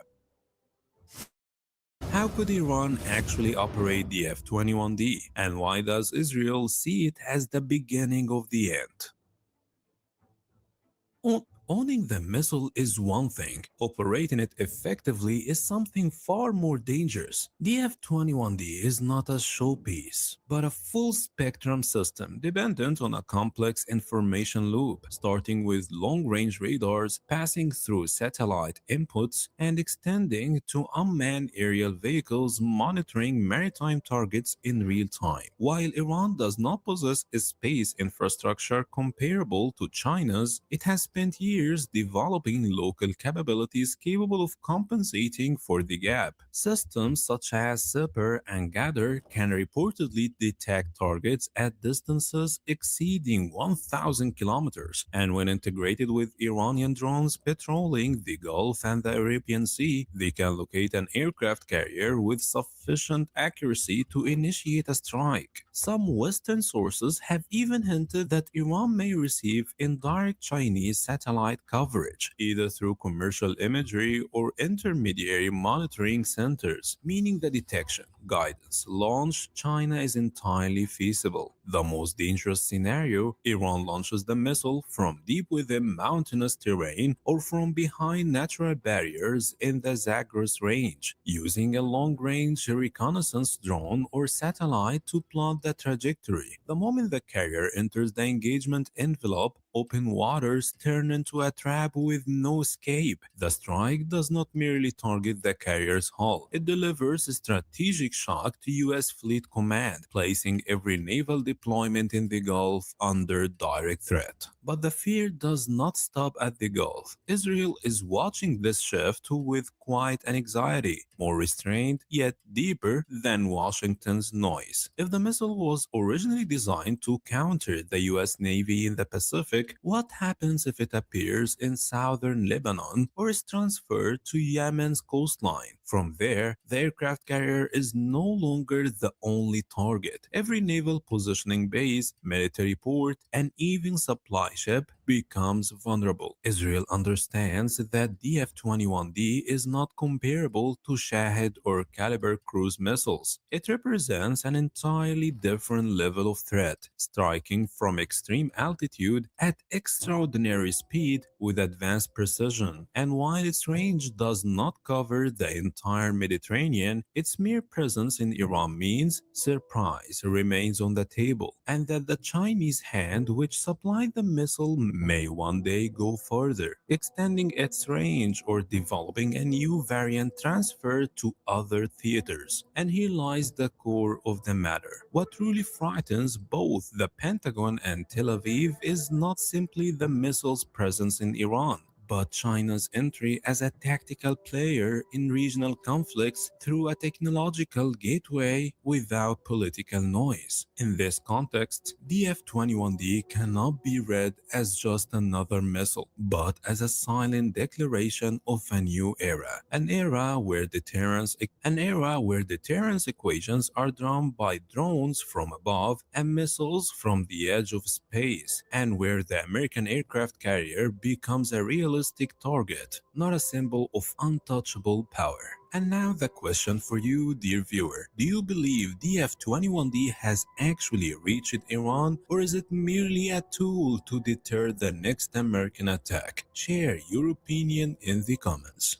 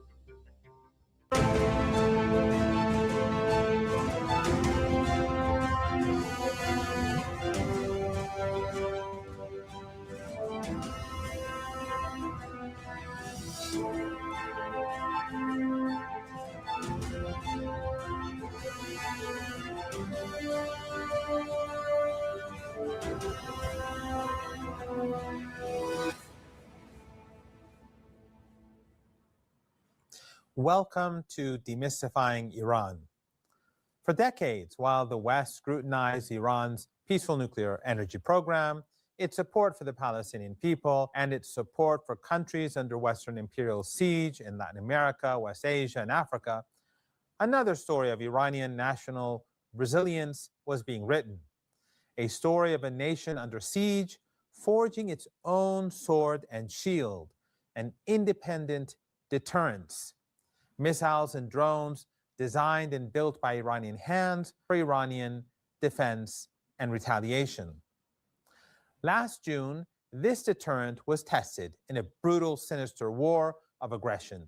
Over 1,100 Iranian lives were lost in the unprovoked war, which occurred while Iran was negotiating with the deceitful Trump regime.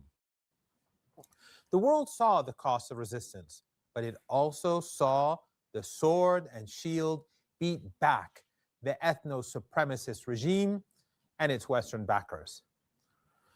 From Washington and Tel Aviv, the narrative now shifts. We informed, and what we reported was that we did not have, as in coincidence with some of the sources you mentioned there, that we did not have any proof of a systematic effort to move into a nuclear weapon. Having failed to produce any evidence of a weapons program in Iran's peaceful nuclear activities, as even confirmed by US intelligence and the Western-dominated IAEA, they now openly target Iran's legitimate conventional defense capabilities. The goal is clear: to leave the Islamic Republic defenseless in a region bristling with US-led hostile forces. The demand is not subtle. Iran must disarm, while its Western and Zionist adversaries continue to arm. Unsurprisingly, Iran's response is principled, resolute, and absolute. The missile program is non-negotiable.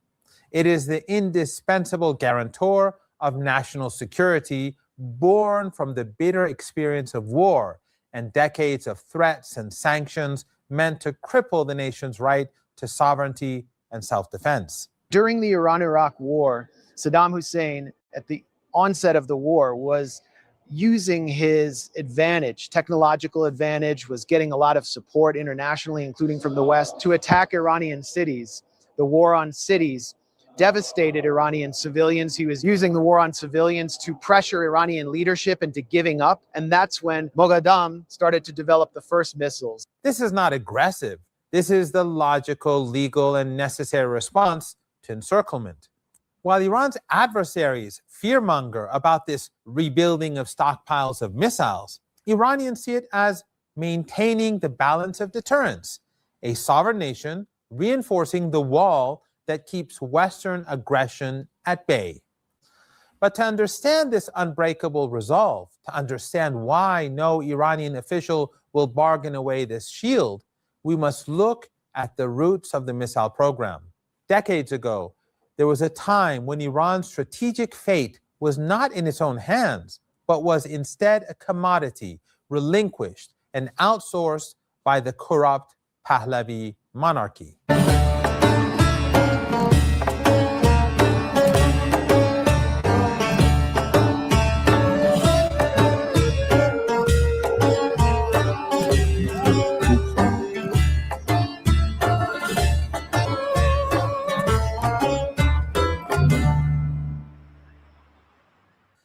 Before Iran's indigenous defense industry was created, its security was not a product of its own will, but depended on imperial powers.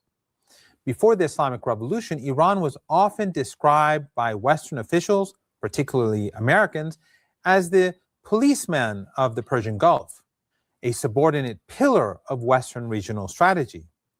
The reality was one of profound dependency and enormous military expenditure by Iran to preserve Western interests. Billions were spent on advanced American weapons, jets, tanks, fleets, with US military advisors installed to prevent Iranian engineers from comprehending the purchased technology. During the Shah's reign, the United States provided an open-ended agreement to sell enormous quantities of any non-nuclear weaponry to Iran, with multi-billion-dollar contracts executed in the late 1960s and early 1970s.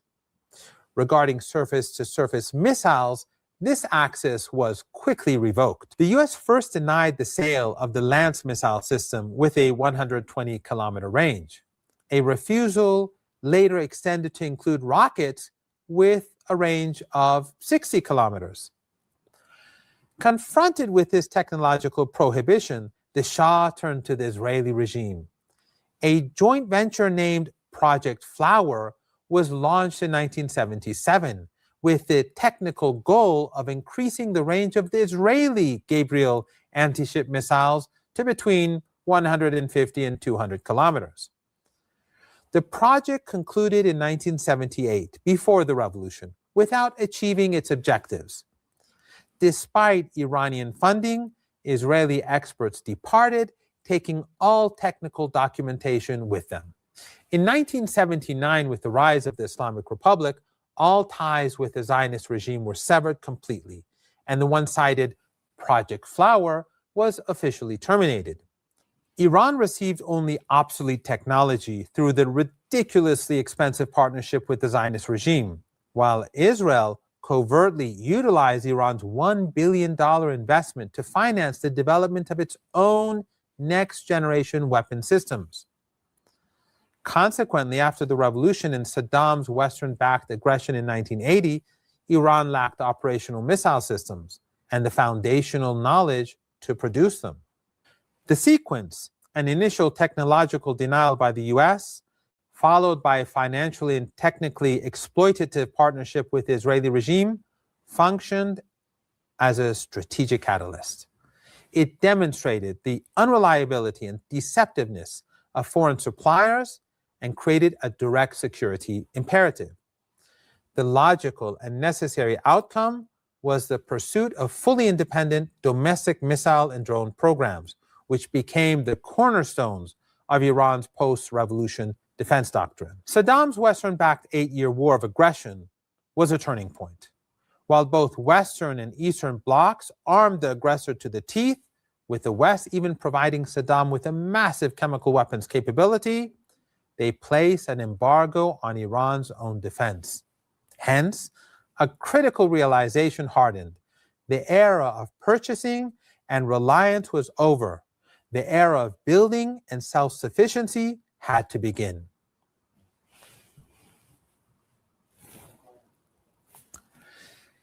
Days after the invasion of Iran began, Saddam's war against cities was declared.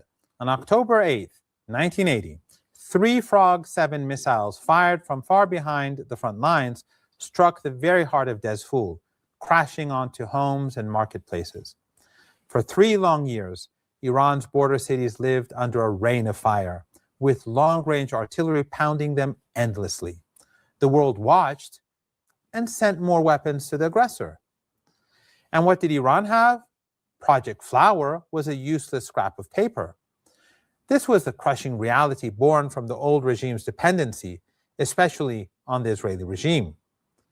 There were no missiles to fire back. The lesson of Project Flower was seared into Iran's national consciousness. True security cannot be imported. It cannot be contingent on another entity's politics or permissions. The military fought back against military targets with everything they had, but their reach was limited. Iran needed to send a message that could travel as far as the threat did. For almost 2 years, every time Saddam would strike cities, Iran would fire flares as a warning over Iraqi border cities. In early 1982, when the attacks wouldn't stop, the flares were used to alert Iraqi civilians to evacuate areas near military centers. Iran would strike the source of the aggression, not civilians, a declaration of retaliation, but with principle. After years of strikes on civilian targets in Tehran and other major Iranian cities, in March 1985, Iran retaliated and struck the Rafadain Bank in Baghdad after acquiring a limited number of Soviet-made Scud-B missiles from Libya. But these were not enough. The bombardment and missile strikes continued, supported by hundreds of billions of dollars from oil-rich Arab regimes and weapons from Eastern and Western blocs. Iran's Supreme Defense Council made a major decision. IRGC commanders had proposed that the issue of missile bombardments must be responded to at the same level at which the Ba'athist regime was operating. But there was no system, no infrastructure, not even a single suitable rocket.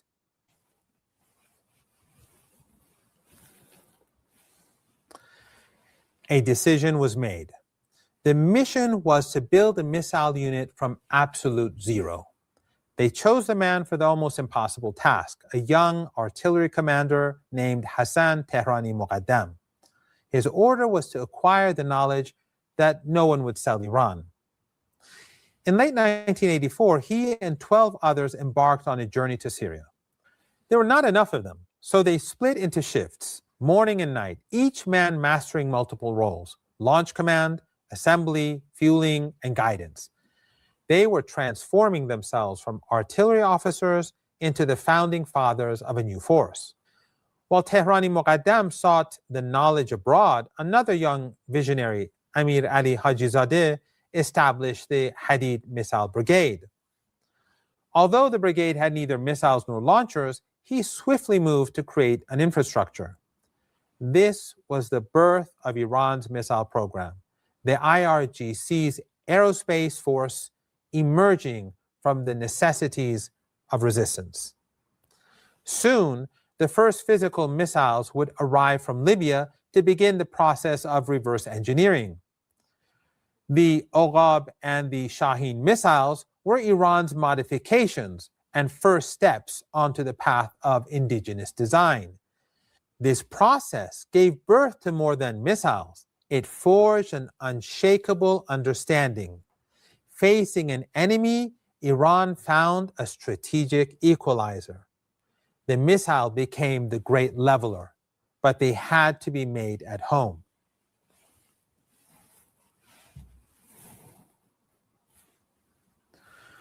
The war ended in 1988, but the mission had only just begun. The US invasions of Afghanistan and Iraq, followed by threats such as all options are on the table from Presidents Bush and then Obama, made this an even greater necessity. The capability to build missiles had been proven. Now the task was to build an industry with indigenous research and development, a fundamental transition from the improvisation of garage workshops to the enduring power of a national military ecosystem. This was about much more than a single series of weapons. It was about weaving self-reliance into the very fabric of the nation. The foundation of this ecosystem was laid not first on factory floors, but in top Iranian universities and academic programs that became incubators. Research and development shifted from reactive copying to forward-looking and ultimately cutting-edge innovation, training a new generation of scientists across many fields. Institutionally, the scattered efforts were unified and boosted. Entities like the Aerospace Industries Organization and major IRGC-owned defense conglomerates were created. These were not just factories. They were integrated engines of innovation, handling everything from raw material science to final assembly, from research to mass production. The products of this ecosystem then began to evolve. The first family, the Shahab missile series, mastered liquid fuel propulsion and extended its reach. But liquid fuel had its limits. It required time-consuming preparation. The pursuit of a quicker, more survivable response led to the next breakthrough, solid fuel technology. This was the game changer. Missiles like the Fateh and Zelzal represented this leap. They were stable, reliable, and crucially, swift to launch. They could be moved, hidden, and fired before an adversary could react. This technology reached its apex with the Sijil missile, a sophisticated, long-range solid propellant system that announced Iran's mastery of one of the most demanding disciplines in rocketry. In parallel, cruise missiles like the Sumar, Ya Ali, and Hoveze were also developed, flying low and fast to evade radar.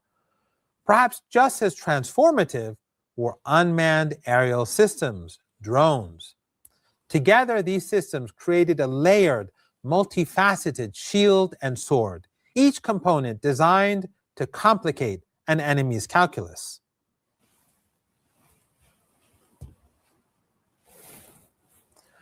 The doctrine was prioritized because, with the Air Force hampered by decades of sanctions, Iran required an asymmetrical answer, missile and drone deterrence.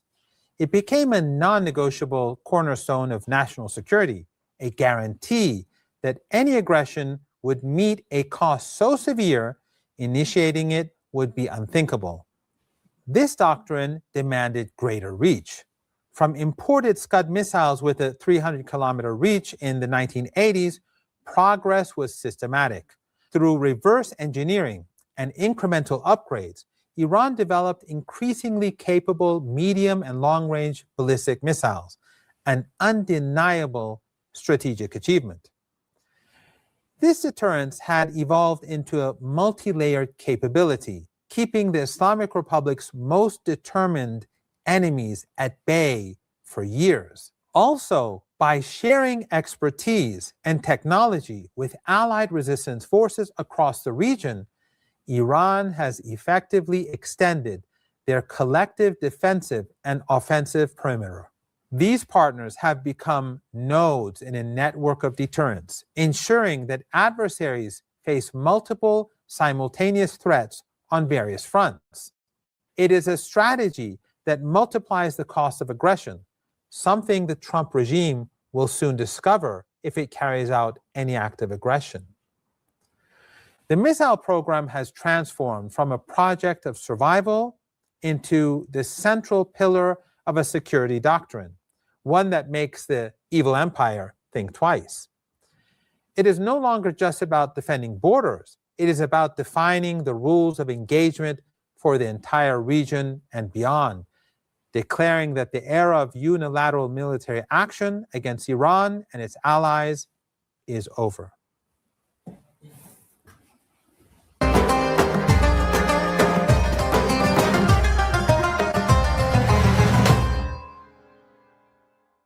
For a long time, military power was judged by the size of weapons stockpiles.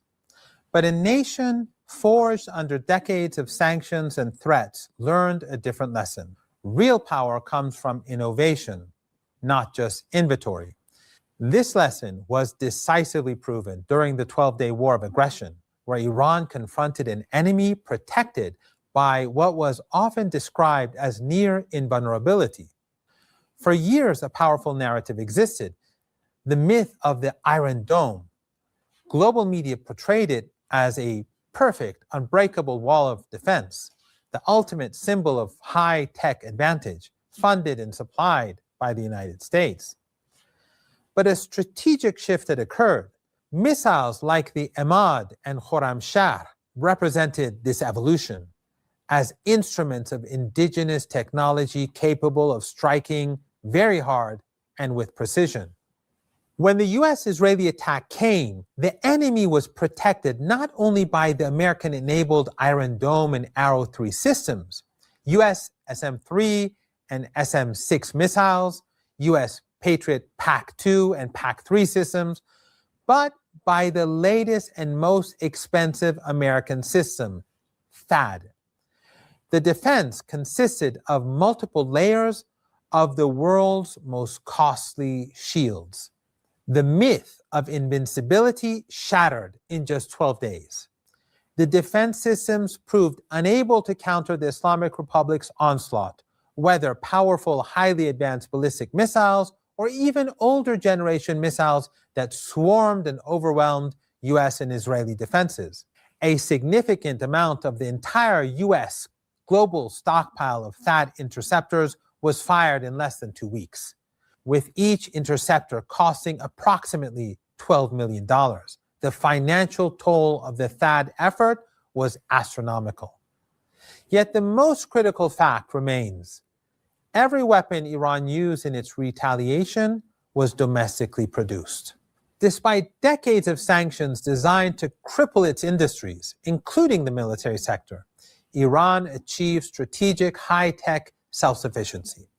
While its enemy relied on expensive foreign supply chains, Iran built this capability independently and at a fraction of the cost.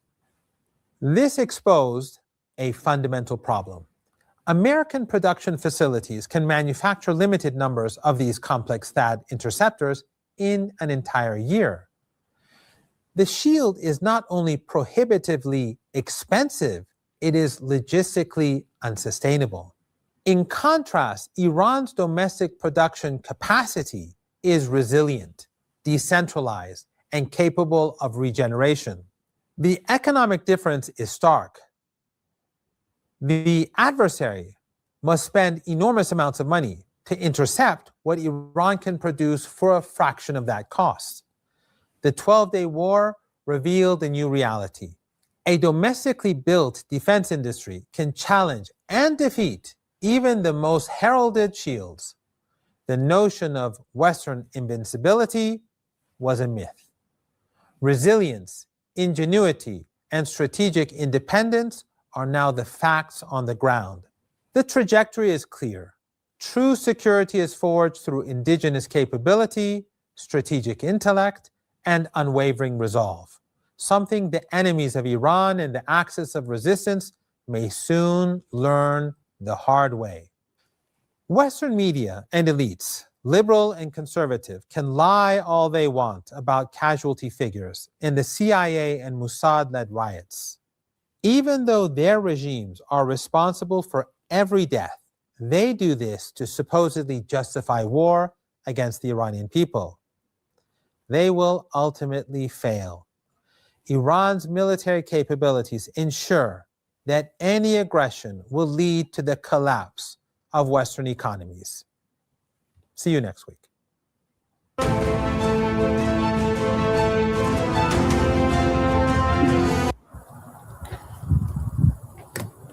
Coffee.